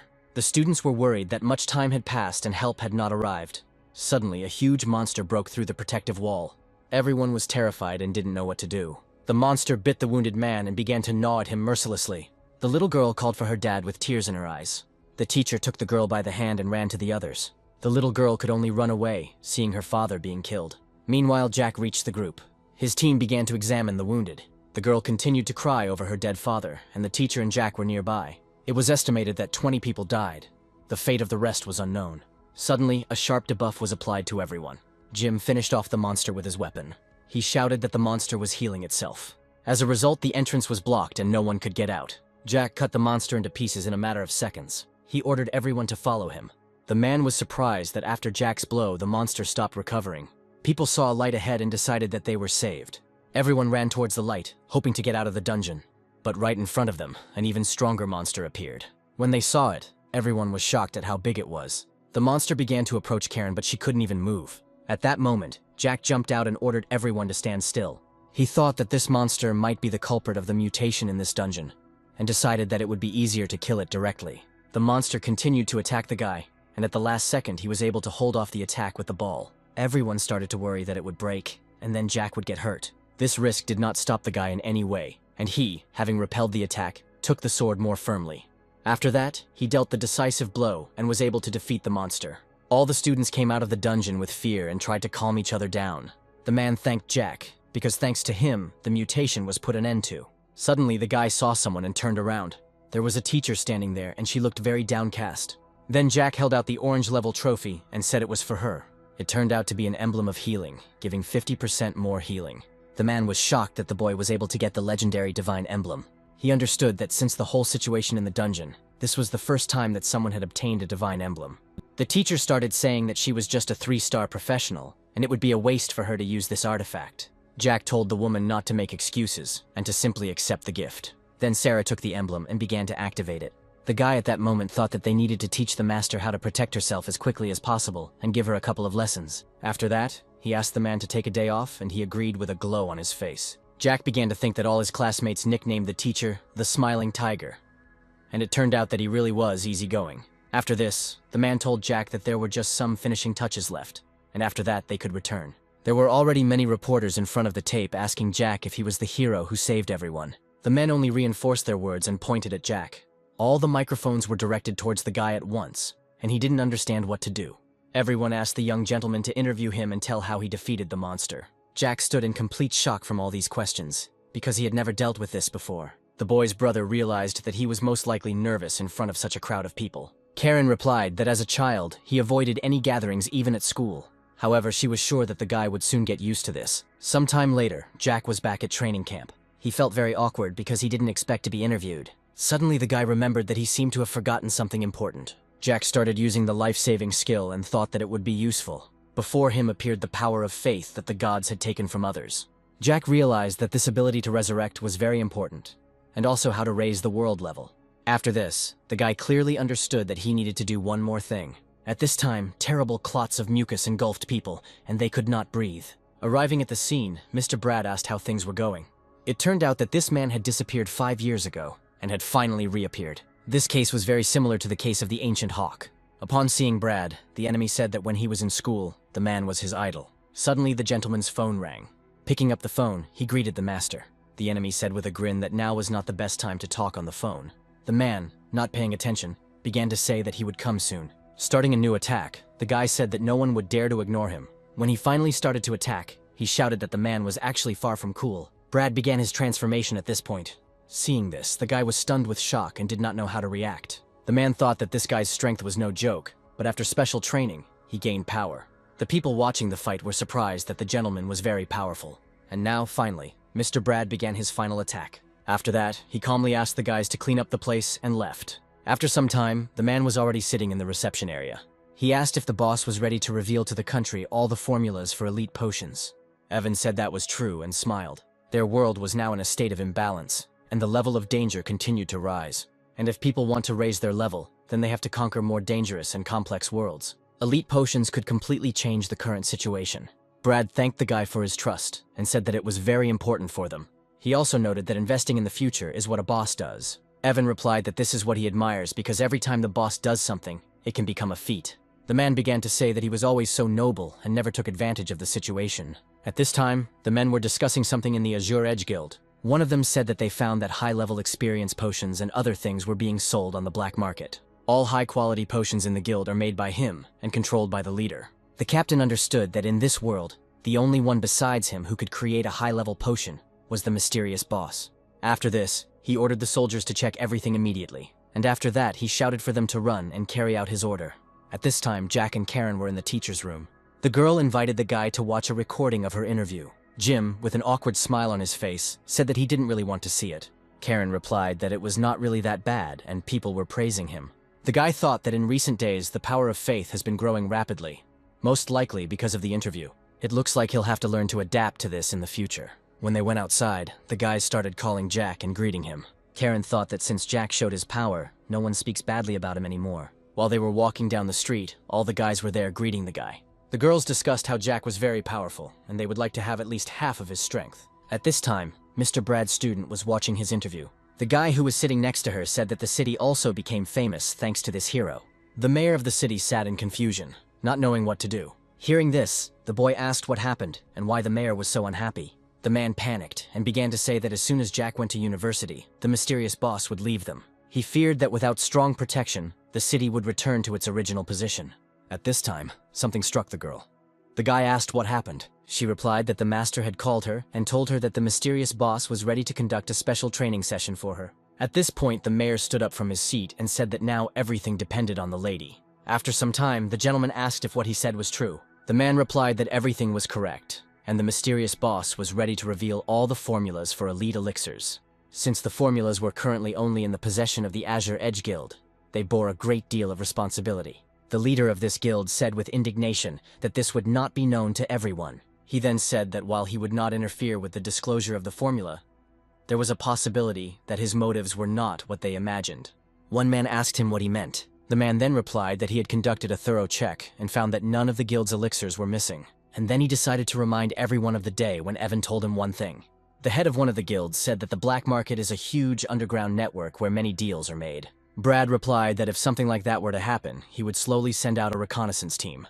The guild leader began to say that it was absurd for a strong man to act in his own interests without any restrictions. He also noted that by that time they had found out that these leaks were indeed connected to the mysterious boss. Hearing this, Brad said that no one should worry, and if this matter was related to the boss, then he would take responsibility. At this time, Jack's team arrived in the mysterious kingdom.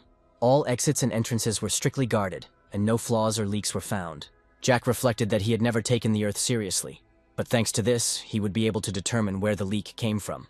The guy assumed that besides the Azure Edge Guild, someone else might know the formulas. And so, after some time, people in cloaks were sitting at the black market and trading. They said that they didn't think that the 7 guilds would send investigators for a bottle of potion, when the other guy said that no one should worry, because he had seen it all for himself. Suddenly they noticed the guests who had come again for the potion. The girl walked to the merchant and said that this place was difficult to find. One of the men said that 2 of his colleagues wanted to buy high-level experience potions. Then the girl said that a week ago, a young master in white clothes came to them for a potion, and never returned. Hearing this, the man standing behind the merchant said menacingly that they had come to the wrong address. At that moment, the monster's tentacles began to strangle these people. The man was shocked and couldn't even scream as the syringe was presented to him. The other man began to apologize to the master for the fact that the people had lied when they said they had come for the potion. The monster stuck poison into them and told them to prepare for something. It turned out that all the people who came to the merchant were locked in dark magic balls. One of the traders said that there were enough people this time and decided to take a break. They left thinking that they would finally become the masters of this world. The monster said that he could not be absent for long and ordered to return quickly. After that, his form began to fly rapidly towards one of the buildings. This monster has once again taken on its human body through its head. A couple of days later, Jack asked on the phone about the evidence. Evan said that several people were sold elite potions on the black market, but they did not find the person who sold them. Then Jack asked to let him know as soon as there was news. Evan, having passed out, thought that he had to hide with this little thing. Otherwise, he would be ashamed in front of the boss. Suddenly, he received a call from Mr. Brad's student. When he picked up the phone, he immediately asked if she had found anything. The girl replied that everything was still empty and there were no clues. However, the enemy was already very close and was slowly activating his power. At this time, the students were having lunch and discussing various news. One of the guys thought Jack was very nice and not arrogant and indifferent like other powerful people. Jack, who was living at that moment on the contrary, said that everyone in this academy was very good, and in the future, he would be able to rely on them. At this point, Susan asked if the boy had thought about which guild to join. The guy replied that he didn't plan to join the guild yet and smiled. Then one of the students asked if Jack wanted to create his own guild. Hearing this, the student thought that with his guild, the future would definitely be bright. And then he asked if he could join the Stern Lions and be one of the members of this team. Hearing this, Karen became embarrassed and couldn't even figure out what to answer. Then others started saying that they too were graduating soon and would like to join them. After lunch, the team walked and discussed how a regular lunch had turned into some kind of fair. Listening to all these conversations, Jack only smiled, because at that moment he was truly happy. He began to think that he had originally planned to find guys for a training camp, but he had not expected the outcome to be much better. As for Oliver's disappearance, it was entirely his fault. First, his father conspired, and then when officials investigated, they found a magic circle in the house of the man and his followers. Now he and 2 others are wanted, and the girl excluded all his people from the guild. Suddenly, he received a notification on his phone, which slightly surprised the guy. Mr. Brad's student said that they found a remnant of the Dark Force and thought that it was some kind of special mutant. Suddenly, Evan came out to her and said that it was a monster that they had never seen before. The guy understood that ordinary monsters could not leave the secret kingdom where they lived for a long time. They parasitize other living organisms and completely take control of the actions and thinking of their host. At an early stage, the parasites are very fragile, which is why they hide in capsules. However, it is worth remembering that they should all hatch soon. The girl said that an absolutely unknown number of parasites had mixed with the human world, and now it was in danger. Evan said that this was far from the most important thing and closed his eyes. At this time, the heads were discussing something in the office of the Azure Edge Guild. They were indignant that many days had passed, and they had not found anything. Suddenly, a dark silhouette entered her office, simply glowing with black magic. It turned out to be an employee who suddenly turned into a terrible monster. The head of the guild understood that this was definitely not their friend, but he could not understand what had happened to him. At that moment, a sharp knife pierced his neck with some kind of poison, and his veins began to turn dark. After the poison took effect, 2 men joined the monster. Then the enemy said that he didn't expect to see a gentleman from the Era's guild here, and it was a surprise for him. After that, he said that it was a great honor for the lower beings to contribute to the development of his army. At this time, Evan was discussing with the girl what the boss told him about how weak these monsters were individually. the more parasites there are, the stronger each one will be. And the king of those who created them gets an even higher bonus. Their conversation eventually led to the revelation that these monsters had been secretly amassing power on the black market. The girl was worried about how they would deal with these terrible creatures. Evan replied that the boss told him that when the parasite's power reaches a certain level, it can be detected using special tools or spells. After discussing this, the girl said that she would definitely pass it on to the master so that he could find this thing as soon as possible. She thought that although she didn't know where to find this divine item, she would definitely do it. At that moment, Jack could not understand at all what kind of divine object this was. There was something about parasites in the memories of the previous Demon King, so the guy had a rough idea. However, it seemed to him that there was nothing in this world that met these conditions. The location of the parasites was hidden, and once they became stronger, they would cause great harm. Suddenly, Jack's thoughts were interrupted by a phone call, and he noticed it. Evan on the phone said that large fluctuations of dark energy were coming from the Azure Edge Guild headquarters. The guy also said that they couldn't contact anyone or the guild, even the leader himself. Jack ordered them to stay away from headquarters while he went and checked out what was going on. At this time, on the roof of the headquarters, the enemy was saying that he would no longer have to hide in the darkness. All his former enemies now bowed down to him and were loyal to death. At that moment, the guild leaders approached the current king and said that everything was ready. Suddenly, Jack's silhouette appeared in front of them, intending to deal with the enemies. The monster immediately unleashed its dark power. However, Jack easily dealt with her, and the monster realized that this was the guy who was being interviewed. Jack was thinking at this moment that more than half of the city was under enemy control. Then the enemy asked why the guy came alone, and also laughed at the fact that the others did not dare. Jack, ignoring his words, only asked if the man was the king of all the captured people. After hearing the boy call him king, the man simply asked if he wanted to join. After that, he laughed and said that he would never allow people from the lower world to join his team. Suddenly something interrupted his fiery speech. It was Jack's blow, and the man began to acknowledge its strength, but clarified that the guy would not be able to kill him so easily. Jack continued to think about the fact that there was no effect from normal attacks. The enemy was completely convinced that not a single divine item remained. Suddenly something happened that he could not have expected. Jack opened a dark gate that caused a constant stream of creatures to flow out. The monster began to scream that it was no wonder that the guy had such power, and then also said that Jack was just a servant of the Demon Lord. The man continued to say that Jack simply felt that defeat was approaching, and therefore called the Master. The enemy shouted that if the Supreme Being forcibly penetrates the lower world, then his power will be weaker. Jack at this time thought that this summoning spell was still forbidden, so he had to be careful. Suddenly, through the flying fragments, the guy saw the Supreme Lord of Demons. It turned out to be a small capybara, which greatly surprised everyone present. The monster began to laugh and say that he did not even feel the power of darkness from this creature. At that moment, the little animal lay down on the ground and, using the crystal on its forehead, began to put all the people to sleep. The man could no longer move, so he did not understand what had happened. Jack reasoned that this little animal ate a parasite that was sitting in the body. The monster thought it was just a demon lord, but was surprised by what kind of horror had volunteered. Then Jack asked the enemy if he was really invincible. The monster began to apologize and say that he was wrong and beg for mercy. This man and his men somehow broke into his dungeon, and so he parasitized on it. I came here. Jack asked who he was in his dungeon. The monster replied that he was relatively weak at first, so he could only hide in the black market. At this time, all the heads sat and watched this through a special ball. The man said that due to the lack of necessary security measures, they could not cope with the parasitic demon, so they could only leave it to Jack. Others said that if it weren't for the guy, the Azure Edge Guild would have been completely absorbed. Brad told them not to be so contradictory, because the mysterious boss and Jack were always on their side. Hearing this, all colleagues confirmed what was said. The gentleman said that a special company would be created to produce and sell various high-class potions. Jack will get 80% without worrying about anything.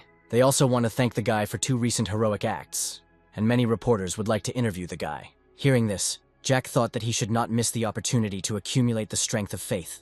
After that, the guy took a pen and began to sign the contract, while thanking them for organizing everything. After that, the guy said that it was time for them to return to the training camp, and also asked to leave the capybara in their care. Evan at this moment thought that the boss's pet could easily kill the parasite, and was afraid that it was stronger and more useful than him.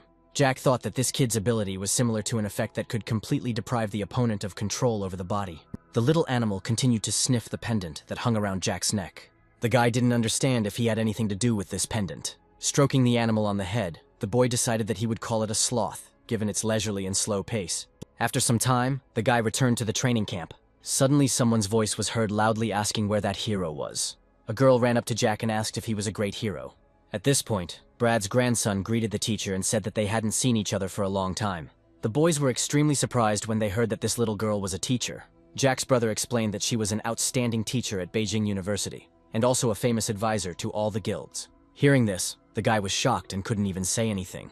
The girl said that she had heard about him, and that the guy was really strong and was able to save so many people. That's why she became interested in seeing what their hero looked like. After that, she took Jack by the hand and said that she thought the guy had not had breakfast yet, and suggested that they have lunch together.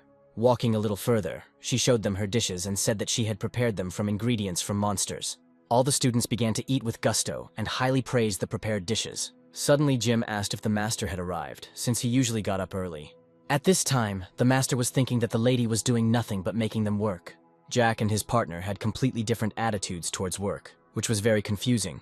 At this time, the teacher told the boy that she had looked at the recording of his testing and added that his results were ideal. She noted that she had not seen a genius for a long time who was good both in theory and in practice. When the teacher said that she had brought something special from the dungeon, Jack looked at her in surprise.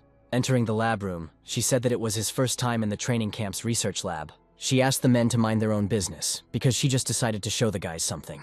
The master felt the aura of high-ranking people on herself, although only a couple of children had come.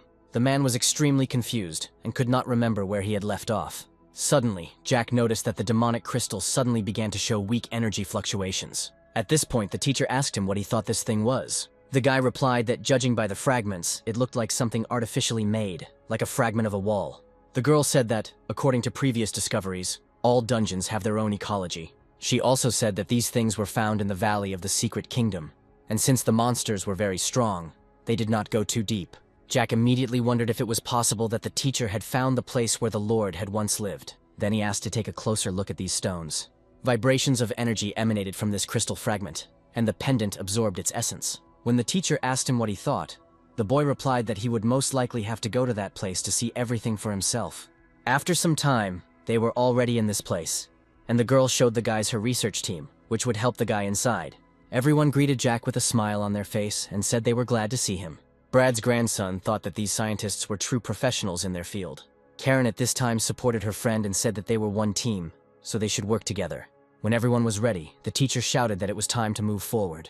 Then, after some time, a huge monster jumped out at them. Jim easily dealt with him in one blow. Jack told everyone not to worry and to continue working.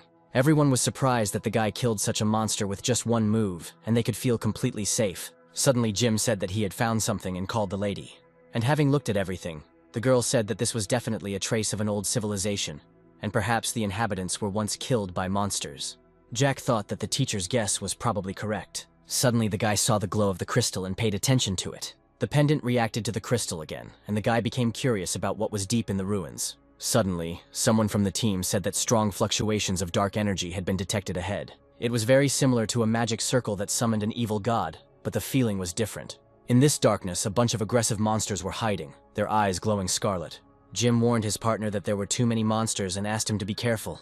After that, he courageously said that they would not be able to break through their defense. The teacher noted that there are an infinite number of these monsters. She was worried that students were now under a lot of pressure. At this point, Karen said she wanted to see if she could handle the boss. Jack began to use his dark power as the monsters seemed to fly towards him. The research team was shocked that the guy single-handedly destroyed such a stream of monsters. The guy thought that the teacher and another girl had undergone his special training, so their strength should not be underestimated now. Everyone around saw that the monsters seemed to be afraid of the guy, and also thought that perhaps it was time for them to retire. Karen shouted that there was a boss ahead and asked not to forget about power-ups and abilities. At that very second, the girl instantly dealt with the monster. A few minutes earlier, a man had asked if there was anyone else in this dungeon. Suddenly a cry was heard that someone had found the entrance and they needed to leave quickly. Movement was also detected at the main entrance. The whole dungeon was like computer graphics, and people didn't understand what was happening. It turned out that the secret kingdom had been violated, and they began to be thrown out. At this point, Karen asked Jack if he had heard anything like voices. The guy was already thinking that the pendant had just swallowed the crystal's energy. Suddenly, the teacher said that she heard something similar in some direction. Then Jack suggested that they go and check out the place together. The teacher began to use her magic and illuminate everything around. Suddenly, they noticed someone's tracks, but did not understand why they disappeared on the way to the exit. One girl said that she asked the security, and they told her that no one had passed through. Jack didn't understand where they came from, or how they got away from here. The teacher began to speculate that these people could have entered through the entrance or in any other way. At this time, the captain of one of the guilds said that there were no signs of a struggle, and everything was clear. Then Mr. Brad said that they needed to double-check everything urgently. They decided to use a method of clearing the dungeon, which took only a few minutes. Typically, it used the most effective combat methods to destroy monsters. One of the girls said that she didn't think that anyone other than Jack and the others was capable of such a thing. Then the teacher asked if they could be adventurers from other worlds. She also clarified that this was only her assumption, but it was not worth denying it right away. Jack knew that the girl was right, because at least he had seen several other worlds in the Demon King's memory. The teacher continued to wonder whether the other country was friendly towards them. Then the girl thought that troubles never come alone, and excitement was visible on her face. Then the captain said he would like to know Karen's opinion. He also asked if she was interested in replacing the Azure Edge Guild and becoming part of the family. The man said that due to recent events, the Era Guild and the Azure Edge Guild had big problems. The girl awkwardly began to say that they were only high school students, and her guild was very small. Then Jack asked Karen to make the decision herself, and not take anyone else's opinion into account. The guild leaders were well aware that Jack's promise could definitely help the girl gain a firm foothold in the 7 guilds. At this point, Karen said she was willing to try and asked if she couldn't do something to teach her.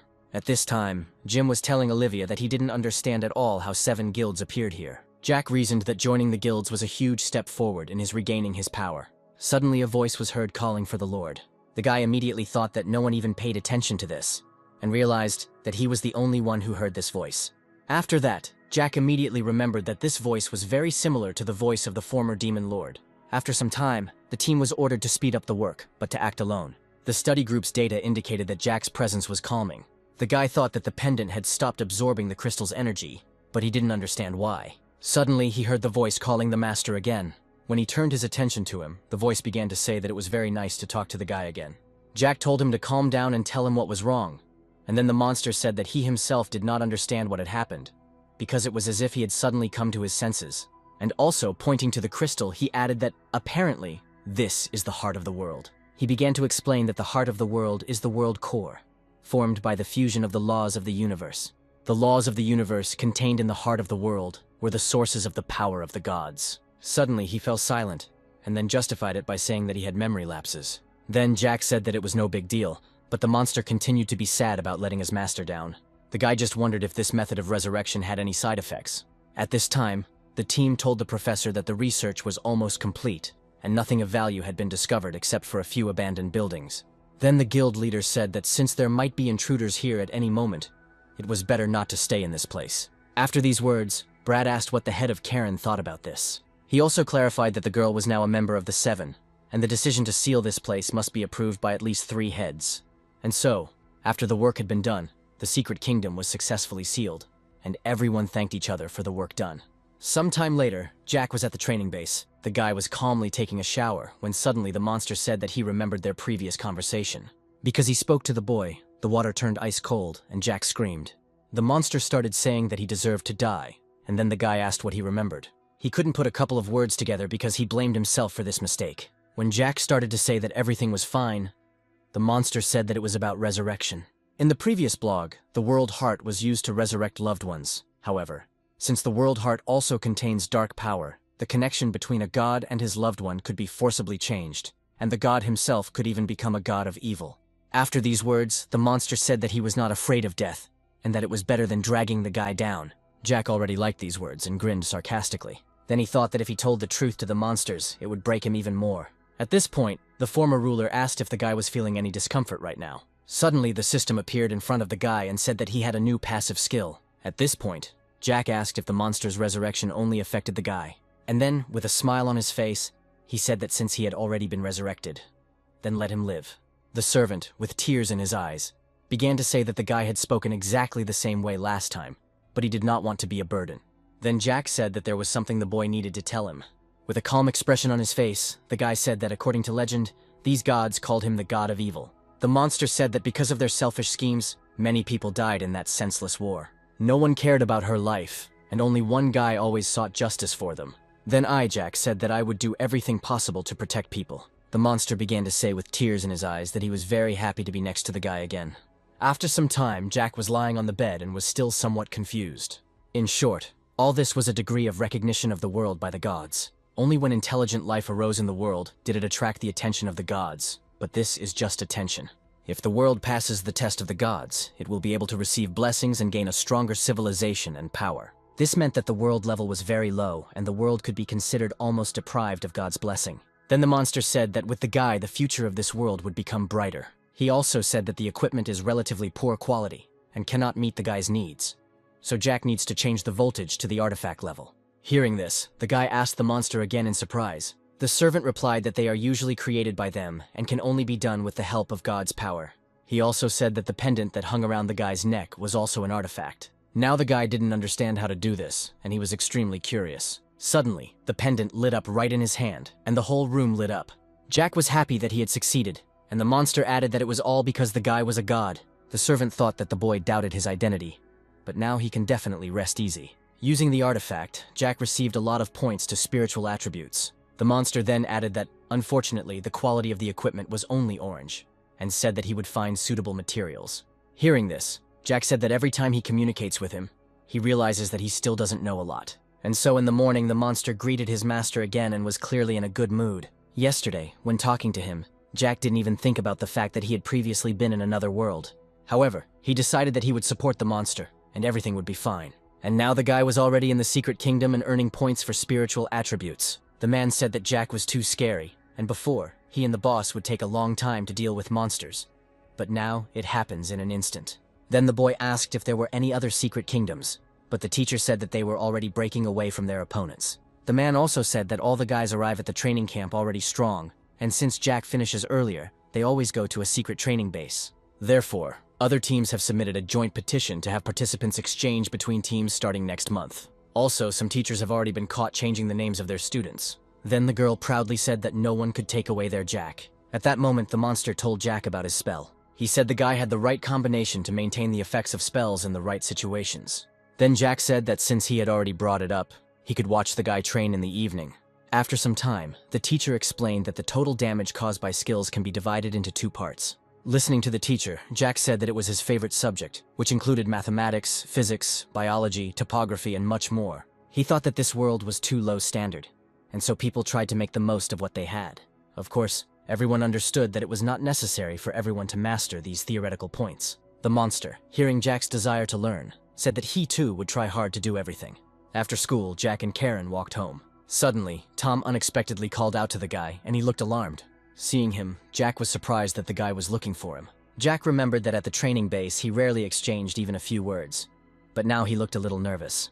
Suddenly the boy bowed and said that without him, his guild and the Azure Edge would have come to an end. Then Jack began to awkwardly say that it was an accident, and that it wasn't worth coming for this. Tom began to think that earlier, because of his brother, he had distanced himself from Jack and deeply despised everyone who was close to him. But now he realized that he had been stupid. At that moment, Jack looked at the guy awkwardly and didn't even know what to tell him, since they didn't know each other very well. Suddenly, Tom handed the boy a ball and said that it was a small gift to express his gratitude.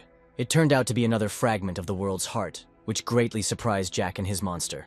That same evening, they talked about how after the destruction of a world, as a rule, a fragment remains in it. And if you find it, you can open this world again. Jack realized that the teacher had opened the secret kingdom, but at that time, she did not know the principle. The heart of the world was an important resource, but His Excellency was faster. So these intruders were rejected and corrected back to their original world. He kept saying that it was a trophy his brother had gotten in the secret kingdom, and he had also heard from the teacher that they had just won one of them, so he thought Jack would need it. The guy took the gift with a smile and thanked the student profusely. After some time, they walked through the Dark Kingdom and said that the fragments pointed to this very place. The teacher said that Jack figured out how to use it very quickly, and if she ever found something like that, she would definitely contact the guy. Hearing this, Jack thought with a smile on his eyes that this was simply wonderful. His condition was still unstable, and the boy wanted to accumulate some energy and power from the heart of the world. Therefore, he needed help to regain his strength as soon as possible. When they entered the secret kingdom, they were very surprised, because this place was very beautiful. The monster was shocked that there was not a single trace of destruction in it. Then Jack suggested that the team take a look around. After some time, they came across a living settlement and were shocked even more. Olivia asked if she understood correctly that ordinary people lived here. The monster said that this could not be, because a fragment of the heart of the world always leads only to the corresponding world. At the entrance, the guard stopped the team and asked who they were. Hearing this question, Jack awkwardly scratched his cheek and couldn't think of what to say. The guards then asked if they were adventurers from another world, and after that she said that it was not difficult to guess about this, because their clothes do not correspond to this world. Hearing this, the teacher asked if adventurers from other worlds often visited them. When the guard said that this happens sometimes and then laughed a little at the girl's height, she got angry. After this, the man said that if they wanted to enter the city, then otherwise he could guarantee that they would not return alive. As the team began to enter, he also told them to keep a good eye on their child so that she would not run away anywhere. This made the teacher even more angry, and she was terribly furious. Looking at the people around him, Jack understood why their visit did not surprise the guards. Suddenly they noticed the statue and decided to see what was written on it. Jack found it strange that he had never seen such letters before and could not read them. Then the teacher leaned over to the inscription and said that it listed heroic deeds. Karen decided to check if this place had actually been attacked by monsters. Olivia thought it was really cool that the girl had convinced an entire army of monsters on her own. Suddenly their partner saw a red mark on the tree and told everyone to stop. Jim decided to approach him and ask what happened, but the guy was shocked. As they got closer, the red writing disappeared, which shocked the guy even more. Jack asked again about the situation, and then Brad's grandson told him which tree he saw it on. At that moment, the guy noticed the strange look of people, and it worried him. They all looked at the team with aggression, and the guy understood that something was wrong. Suddenly, all these people turned into terrible monsters with bloodthirsty faces. Jack realized that it was all an illusion, and they had fallen into a demonic trap. The guy started killing all the monsters that were approaching him as quickly as possible. Jim broke his axe during the fight with the monsters and was very scared. He understood that without weapons, he would not be able to cope with such an enemy. Suddenly, the monster froze and seemed to freeze in the air. The servant warned Jack that these monsters were from a higher-level world and his men might not be able to handle them. The guy didn't understand what to do, because they could use their remaining energy to help him destroy the rest of the monsters. After that, he looked boldly at his team and said that he had confidence in them. Jim and Karen suddenly saw the monster, and were shocked by what they saw and did not know how to react. Then Jack said that it was his assistant from another world whom he had summoned. At that very moment, the servant shouted that first they needed to calm down these monsters. Karen was very surprised that the spell was very powerful and surpassed the orange skills. Then the teacher noticed who this power was coming from and pointed to the girl from the statue. The girl began to tell the monster that he seemed to be the strongest of them. Then the servant said that this was not so, and that he was far from being the strongest rider. At some point, the girl became angry that he believed in gods, and she asked if they really all thought that these gods needed them. When the monster returned, the girl began to scream that he did not dare turn away from her. Suddenly she noticed that her speed was slowed by the water. She started running and shouting to them that this was far from the end, but only the beginning. Seeing that she had a weapon in her hands, the monster realized that this was her source of power. The girl was surprised that he was stronger than her magical weapon. And then, after a few minutes, she began to be torn apart from the inside. The teacher watched this spectacle and thought she was speechless. The monster said that the weapon was indeed powerful, but she didn't know how to handle it. After that, he took this weapon in his hand and decided to see how it worked. Suddenly, out of nowhere, the silhouette of a girl appeared, who thought that this servant did not understand at all the horror of the god of death. She also remembered that as long as this weapon existed, she would never die. When Jack asked about the monster's condition, he replied that the weapon had suddenly absorbed his energy, and therefore he could no longer remain in full physical form. Hearing this, the guy decided to take a look at the weapon himself and went straight to it. When he took it in his hands, something really surprised the guy and made him wary. The girl continued to think that these dogs wanted to donate their energy to her. Then Jack asked in a menacing voice why she was so happy. Hearing that this was addressed to her, the girl was significantly surprised. Suddenly, God's death stopped absorbing energy, which also worried her. Jack couldn't even imagine at that moment that this weapon would be a very important thing. It was the final relic, and the boy knew he shouldn't rush to absorb it just yet. After this, he again asked in a menacing voice what had happened here in the end. At this time, the teacher was walking with Karen and was interested in how things were going with Jack, because all the monsters had frozen. The girl in the guise of a ghost began to tell the guy that this place was once beautiful. In her memories, she asked her friend Michael what was going on. The guy rudely answered her that a window with an inscription appeared in front of him. Then the girl began to scream in surprise that perhaps God had chosen the guy. From then on, the boy began to train so that the god would be very pleased with his skill. Ultimately, Michael was given the opportunity to choose some mercy. Then, rising into the sky, the guy shouted goodbye to the girl that they would see each other again. He also promised that he would keep an eye on them. They tried to support the girl, saying that the guy would be able to continue to take care of them. Then she accepted the fact that he was leaving and smiled hopefully. However, after some time, only more monsters appeared, and the god never appeared. Her friends in the next battle told the girl that they would die, and they really didn't want this. Then she, continuing to look forward, answered that they would not die, and that they had one last ray of hope.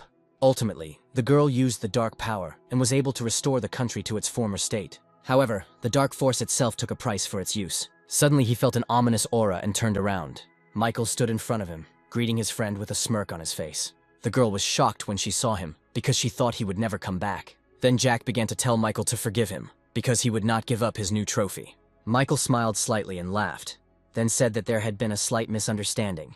It turned out that because Jack took the item, an offering was made, which surprised them greatly. Then Michael said that this was his weapon, and if the guy didn't give it up, it would also become an offering. At this moment, Jack's monster said that this was the divine power of the true Holy Spirit.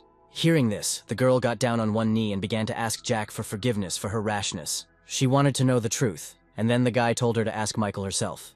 This really shocked the girl because he was a long-forgotten friend, and she held a great grudge against him. At that moment, Michael was thinking with a menacing look about why Jack was grinning. The guy told the girl that he had a skill that he could give her for a while, but eventually the girl would be forced to disappear completely. At that moment, she shouted that she was not afraid of anything and was now ready for anything.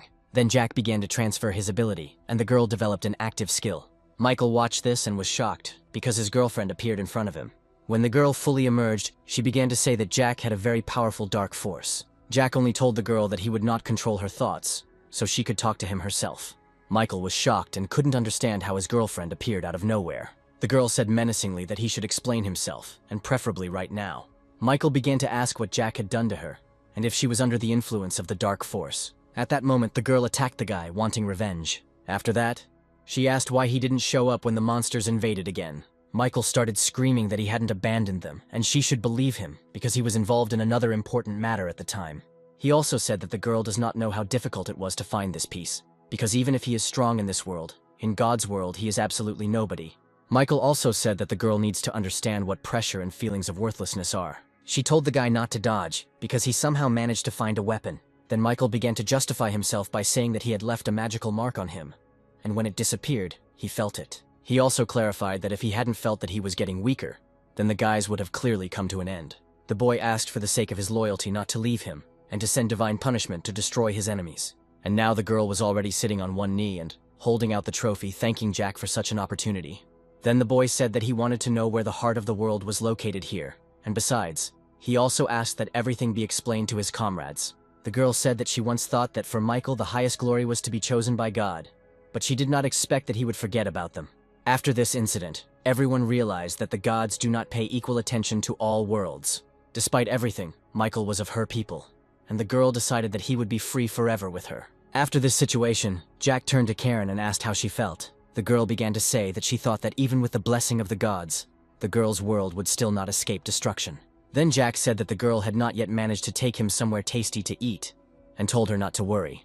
Then Karen smiled sweetly and said just as sweetly that Jack was a fool. The team started to return, and the girl also asked the teacher if they would come back here after dinner. At that moment, Michael rose high into the sky on divine power. He said that it was too late, and he didn't feel the familiar aura again, but one face remained in his memory. Jack was in his head, and the guy was wondering if he was an almighty god. Michael decided that the guy wasn't going anywhere anyway, and so he had to sort everything out first. One of the guild leaders said that, according to the professor's report, the gods can choose the lucky ones they like in different worlds, and grant them a blessing. The girl answered her that, despite the fact that God had chosen her, the woman was still in danger. The leader began to say that this time in the secret kingdom, the enemy's strength was far superior to theirs. Even though Jack was always with them, they couldn't be parasites who put all their hopes on the child. Suddenly, Karen said that Jack had recently summoned a powerful character from another world, and she thought the heads should know about it. The guy also studied the combat, then compared their strength with the strength of the monsters, and finally came to a conclusion. Karen said that Brad realized that their world should have died 30 years ago. Hearing this, one of the girls was very surprised and scared. Karen went on to say that over 80 years ago, the secret realm suddenly merged with reality, and humanity suffered heavy losses, despite the fact that they were at a disadvantage in the face of monsters. She also said that Jack said that in fact the monsters they encountered had long since surpassed the level of their world. The girl thought that while they had a chance, they should continue to make this miracle come true. After a long silence, Karen asked if she had said something wrong and became nervous. Suddenly, everyone started applauding her and admiring the girl. After that, the guild leader told the gentleman that the decision to invite Miss Karen was more correct than ever.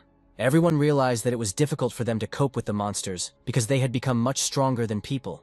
After everyone agreed with Karen, the captain asked how they would cope with meeting the gods in the future. Everyone understood perfectly well that the gods were not their hope. At this time, Michael walked through their world and thought that he never attracted much attention, so the gods rarely appeared here. However, he also felt that in this world he felt his own secret kingdom. At this time, the student was in the Azure Edge Guild. He thought that the guild that his brother had worked so hard for had disintegrated in an instant. Suddenly a god appeared in front of him, who was surprised that there was someone in this room. The student immediately began to activate his power and shout who Michael was. Then the boy replied that he was the master of this secret kingdom, and told the student not to be afraid of him. The student began to remember what they had been told about how two people were not allowed to be in this kingdom. The guy remembered that he had seen Michael's image in the images, and also knew that he was moving power within the secret realm. After this, Tom got down on one knee and asked if God was there to listen to his prayer. Michael replied that the boy had to prove to him that his faith and strength were worthy of God's blessing. The guy, hearing this, said that he would do whatever God asked him to do. However, Tom actually thought that this almighty God was very cunning, and he should not act rashly until the guy knew his motive. At that moment, Michael showed Jack and ordered the student to find this man. Tom was shocked when he saw Jack, because he knew perfectly well who it was. Then Michael said that from that moment on, the student would follow the guy and report everything to him. He also told the guy to remember that he should never draw attention to himself. Tom, hearing all this, was perplexed and did not know what to do. Michael recalled that he once noticed that the secret realm of trials was being invaded, and immediately began searching, but a strange force prevented him. After that, he asked who the adventurer was who had passed the test here. Tom said in confusion that it was a friend of that evil god, and still did not understand what was happening. Then Michael said that Tom's glory was taken away by the minions of the god of evil, which was very sad. All God needed from the student was his devotion, and the boy knelt down before him. And now Tom was standing in front of Jack and asking what was really going on. The student said that the guy claimed to be the incarnation of God, and sent him specifically to find out about Jack. The boy's servant was surprised, because the body could not be used for long. Jack was surprised, because he thought that all the gods looked the same as him. Tom also said that he checked several times, and the guy was not omnipotent, so he was most likely faking it on purpose. The monster then said that those who had recently accepted the faith had not had much contact with the gods to be able to trust them unconditionally and immediately recognize them. After that, Jack thanked the guy for all the information he had told him. Tom did think the guy was really unusual, and to be honest, his brother had been very interested in Jack's background before. Jack understood that after his identity was confirmed, he became calmer. Jack said that he could follow the true Holy Spirit for now, but he would end up in great danger. Then the monster said that the guy actually had great advantages over other gods in this world. When higher beings enter the lower world, their powers are limited, and this is determined by the laws of the universe. And so, which the guy experienced there earlier, actually went beyond the boundaries of time and space and directly encountered the divine realm. Then Jack decided to make a new plan, and the servant said that he would tell him all the known information. The guy continued to think that he had mastered dozens of forbidden spells, so a battle with a god would not be a big problem for him. According to the description, this is a control skill whose effect depends on the level difference. The guy understood that he needed to learn a couple of spells, just in case, that could counter mental skills. After that, he asked the monster if God would track him if he returned to base. After some time, he and the servant were already at the base, and the monster was petting the capybara. Evan was saying at this point that the servant could create a powerful force field around himself, blocking various effects and detections. It sounded really scary, and the monster added that the capybara was the master of monsters, and its strength exceeded that of most bosses. Evan was shocked when he heard this. He never thought that the animal could be capable of such a thing. Then the servant told him not to worry, because since this little boy's mood was stable, his dark force aura did not even manifest. There were many hot springs in their clan, so he often bathed it, because the little animal loved it. Evan began to think that he knew this little animal was strong, but he didn't expect it to be that strong. Suddenly Jack came up to them and said that he had looted something from the secret kingdom, and then offered to take it to Evan. Then the guy started thanking the boss and said that he would work hard to become strong and indestructible. Jack realized that when he spoke of the arrival of the true Holy Spirit, he did not flinch at all. Jack also thought that the security measures at the base were the best, and wanted to see if he could find a spell to protect against mental attacks. At this time, God was in his secret kingdom. He reflected that he already had some idea about this world. The people in it are very weak, and offered almost no resistance to the previously invading monsters, which greatly surprised the god. He was sure that more than one god had supported them during this time, including the Almighty God. In other words, these people have certain skills that allow them to compete with monsters. Michael wondered if an almighty god might also be interested in this potential and planned to develop it for his own benefit. Squeezing one of the cities as if in the palm of his hand, he declared that he would not allow it to carry out its plan. At that moment, Tom came to him and God asked him how he was doing. The guy also clarified that the student had already tried to pass this test about 100 times. And then, turning around, Michael said with a menacing look that in fact this was just his test for the student. People who received the blessing of the gods could accept the tests sent to them, and if the tasks were completed, the person could receive a gift. Mike also noted that what he can give is beyond even Tom's imagination. According to the information found, there are 3 secret kingdoms in the world where spells of resistance to mental attacks can be found. Jack decided to visit one of them, and the monsters in it were already asking the boss to spare them. Their leader said that if he did nothing, the boy would think that they were easy to defeat. After that, he started shouting at Jack to come closer to him. As soon as the guy moved towards him, the leader immediately fell to his knees and began to beg not to touch him. Jack thought it was some new kind of psychic attack and was surprised. The leader of the monsters begged to be heard, and it was clear from his face that he was panicking. Compared to Jack, he was weak, as he was only a low-level demon king. It is said that he cannot control the artifacts that fall from him. The monsters hoped that Jack would spare them. The guy at that moment was surprised that he had most likely driven the boss of mental attacks to a breakdown.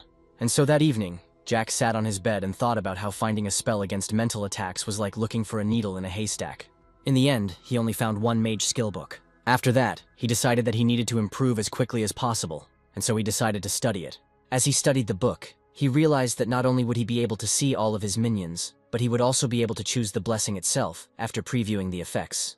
When he was choosing what kind of monster he would make, he realized that these characteristics did not suit him at all. He ultimately chose the Shadow Asylum and Sacred Awakening, though they were of little use. Each god also had a power that was used to unlock the potential contained within the target's body. This trial luck can be infused into the divine power of a servant or someone else. Jack realized that while looking through the monster's panel, he saw something interesting. The servant was surprised that the guy could actually see the panel of other professions. Jack didn't even suspect that this was strange, and thought that it was all because of the system. After that, he smiled and said that there was nothing to worry about, and that he would find out everything in time. And after some time, the guy was already in a secret kingdom called the Lair of the Red Moon. He told the girl from his team that he would explain everything later, but now they needed to defeat the boss. Seeing him, they ran to their leader and said that Jack had come to them again. The leader of the Roses burst into tears and said that he was tired, so he dumped all the work on the weak monsters. And just a couple of minutes later, Jack was already happy that the monsters had dropped the artifacts he needed. When everyone was in class, the teacher said that this was the secret realm they had explored last week, and it was also their first contact with the gods. At this moment, the teacher did not think about the fact that the guild family's opinion was not to make obvious statements against the gods, but to objectively tell everyone about the discovery in this secret kingdom. At this moment, Jack was talking to the monster. The teacher suggested taking a 15-minute break. Tom called Jack over and said that he wanted to ask him something alone. When they went into the hallway where no one was, Tom asked if Jack knew how to bless the success of the test, to which Jack responded with agreement. Tom thought to himself that this was predictable. Jack said it was a unique blessing. At this moment, Tom thought about how Jack's tone seemed so calm, and he didn't care at all about the blessing that true Holy Spirit had given him. Tom decided to say that he was worried about some way of controlling him, so he wanted to get to know Jack. The monster that always and everywhere went with Jack said that it seemed like this stump was shaken, because it tried to test Jack, but in the end Jack got the upper hand. At this time, Jack was in the Azure Edge Guild. While he was there, something strange happened to him. Tom realized that because of those two clashes, he felt that the power of the Almighty God was no longer so great. However, Tom really doesn't understand why he decided to enter his secret kingdom and reveal it. The guy figured out that Jack's strength was truly extraordinary, but he hadn't used any skills beyond their knowledge yet, usually even simple attacks. Tom told his friend that, with all his respect for Jack, after experiencing his divine power for himself, he found it difficult to compare him to anyone else. And he added that what he didn't understand most was why he decided to enter their secret kingdom and do so many conspicuous things if he wanted to hide his identity. Surprisingly, Jack only received a couple of divine artifacts. Nobody understood why he still attended training. One man said that there is a mysterious boss behind Jack, and even if he is not an almighty god, he is at least connected to him. The monster asked Jack if he thought the true Holy Spirit would take the bait, to which Jack replied that the lucky deceased artifact was a very clever disguise. He added that the situation was unclear, so he did not act rashly. But suddenly, Jack was invited to dinner. Then Tom decided that the fish was already on the hook. Tom's friend said he remembered him saying that Jack sometimes acted alone. Jack realized what it meant. He was planning to attack when he was alone. It will be a battle between two gods. Jack said that to make it easier, he deliberately chose a secluded remote place. The monster said that maybe he was hiding, waiting for the right moment. Comrade Toma thought that although he had already made a conclusion based on the information he had collected, the boy reflected that in talking about his weaknesses, it was ultimately easier to simply rely on his own reasoning. However, he was not confident and thought that he would go straight to Jack and start a fight. the boy realized that he was placing too much importance on the chess pieces under his control. At first, he planned to capture all his friends and use them as bargaining chips. And by the time Jack gets his hands on it, it's too late. When the guy came, he was shocked because he didn't understand what was happening. But suddenly, an incomprehensible voice said that he was a god, but was attacking innocent people. It was Jack, and he stated that he knew about his dastardly plan, so he prepared in advance, and everything happened exactly as he expected. When the boy saw Jack, he screamed. The monster asked Jack if it was possible for the Holy Spirit to do something to someone close to him. He said he wasn't sure, but the gods had already done it once. Divine Revelation had a blessing, a shelter for shadows. He said that he would fight one guy first, then the rest, and then test the effect of this blessing. The guy decided that now was not the time to think out loud. At this time, Jack became very angry and shouted that the guy did not deserve the title of god. After their fight, Jack said that the guy had to be finished, to which the monster replied that even a god would probably not be able to withstand this spell. His Excellency said that last time he made a mistake in the secret realm of trials. He was struck by a forbidden spell, but survived by drinking a healing potion. Jack said that he didn't expect the true Grey Spirit to take over the body and directly enter their world. At this time, something was thundering in the divine realm under the control of the true Holy Spirit. The assistant ran up to his master and shouted. No one understood how it was possible that an almighty god could control the power of darkness. Even the 7 evil gods did not use the powers of darkness to such an extent. The man wondered if it was possible that the almighty god had taken possession of the one they were looking for, and he added that it was necessary to contact other gods as quickly as possible. But suddenly he disappeared, and said that he could not allow them to see him in such a state. At this time in the Azure Edge Guild, the guy said that he was finally able to return after so many days spent in the hospital. He asked his friend if anyone had come to see him while he was away. They continued to discuss business. The boy wondered whether he should tell his brother about the true color spirit. At this time, something happened in the secret realm of testing. Jack was talking on the phone with Tom. The guy said that his brother had just returned and was already shocked. The monster explained that the secret realm of trials is an extension of the realm of the gods, and a base that allows them to spread their faith in different measures. He also said that after the battle with Jack, the true spirit of the entity completely severed its connection with this world. Tom asked in surprise if they had fought him. Toma was glad that he had not done anything that could harm Jack and thanked him for his help.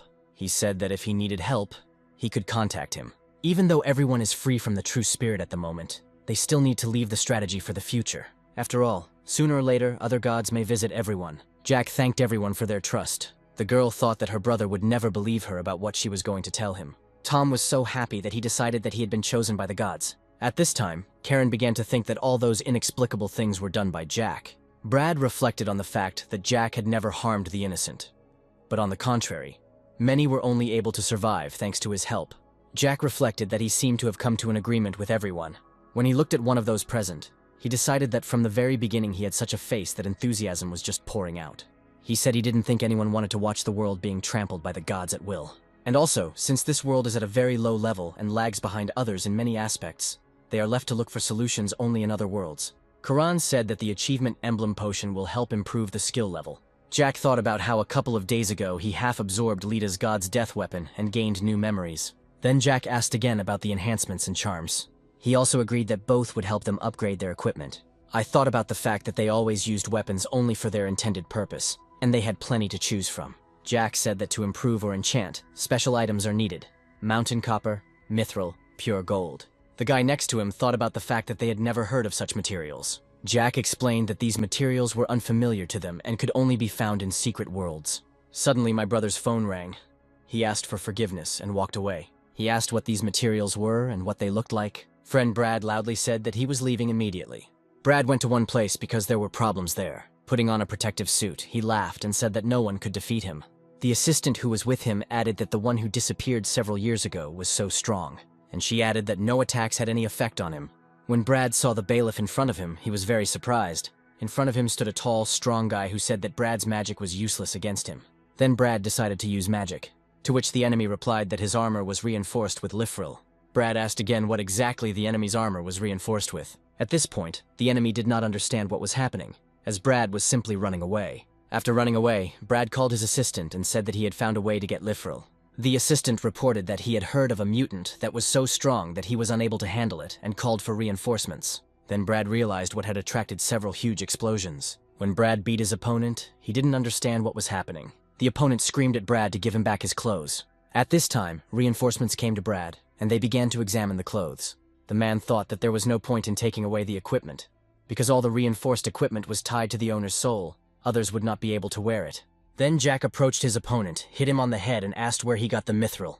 The enemy shouted that the Demon King had noticed him, and he went with him to his secret kingdom and practiced there for several years. After that, Jack told him to quickly tell where it was.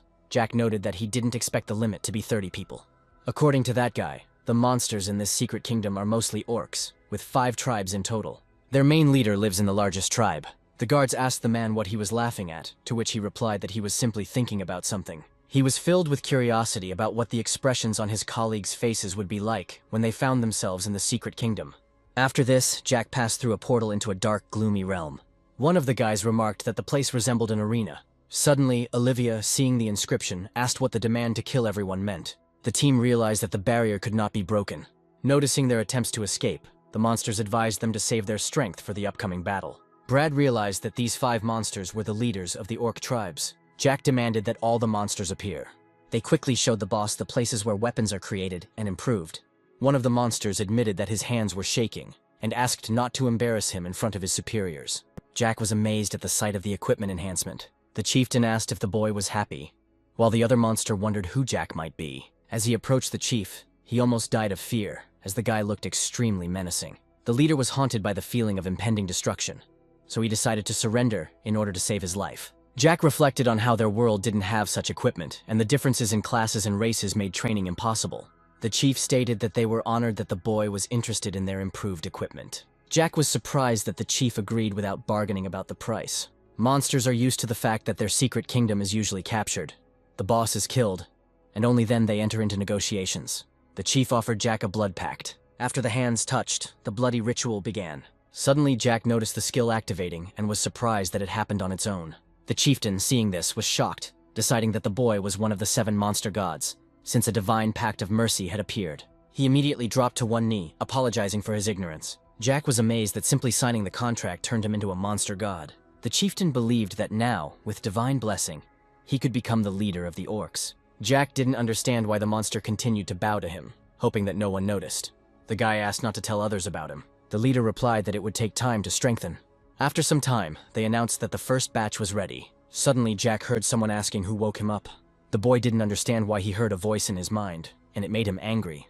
The voice was very loud, and the guy didn't understand what was happening. He finally directed his power to ask who was making that sound in his head. Suddenly, a monster appeared in front of him, and they both asked each other who they were. The monster screamed that he was an evil fire, one of the 7 demonic gods. Jack thought the servant had mentioned this creature when she told him about her memories. The demon god said that, judging by Jack's reaction, this was his first encounter with a deity, and asked him not to be afraid. Suddenly, Jack remembered and said that when the 12 gods and the 7 evil gods were fighting, he killed him. Then the demonic fire became angry and shouted at the guy to clearly and distinctly tell who he was. Jack thought he was being very noisy and decided to calm him down.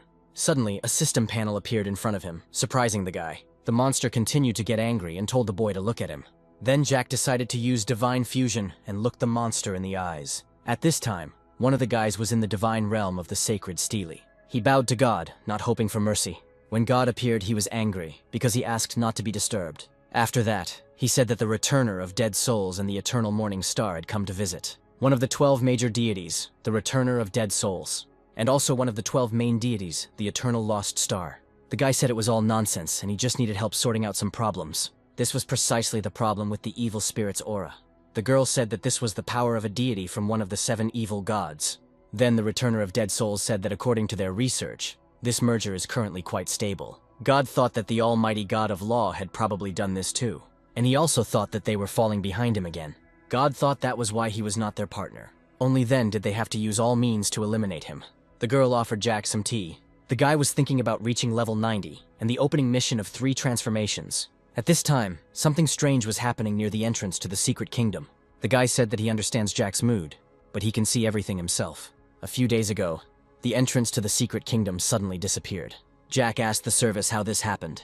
Jack learned that when the secret realm accumulates enough energy, it enters a state of dormancy to strengthen itself. Once the process is complete, the entrance will reappear, releasing many monsters. The longer the kingdom remains dormant, the more powerful the monsters will be. Then the servant said that he had only 15 days and asked if he would be able to do it in that time. And then he thought about the fact that since the system gives him such a task, it knows the risk. He also added that he needed to tell his comrades about the influx of evil spirits. The girl thought about how strong and influential Jack was. If even the captain immediately listened to his words, she understood that no one would have thought that he was already sitting there and drinking tea. Then the guy approached the gentleman and said that if he wanted to evacuate all the people, it would require a lot of time and manpower. After the order to evacuate people was approved, the guy quickly left to carry out the task. The monster asked his commander-in-chief if it would be okay if they opened the passage ahead of time. Then the chieftain answered him that if he ordered him, then he must obey and not worry about anything. The monster replied that he could say with certainty that he was nearby. The city began to suddenly evacuate. Servants ran through the streets, calling on people to stay away from the passage and run to the shelter. Monsters were flying around the city and laughing. The monsters decided to come in and argue among themselves, and after that they flew off to show off their skills. However, when one of the monsters saw something wrong, he immediately became scared. Jack addressed everyone, promising generous rewards and experience to those who could successfully resist the approaching wave of evil spirits.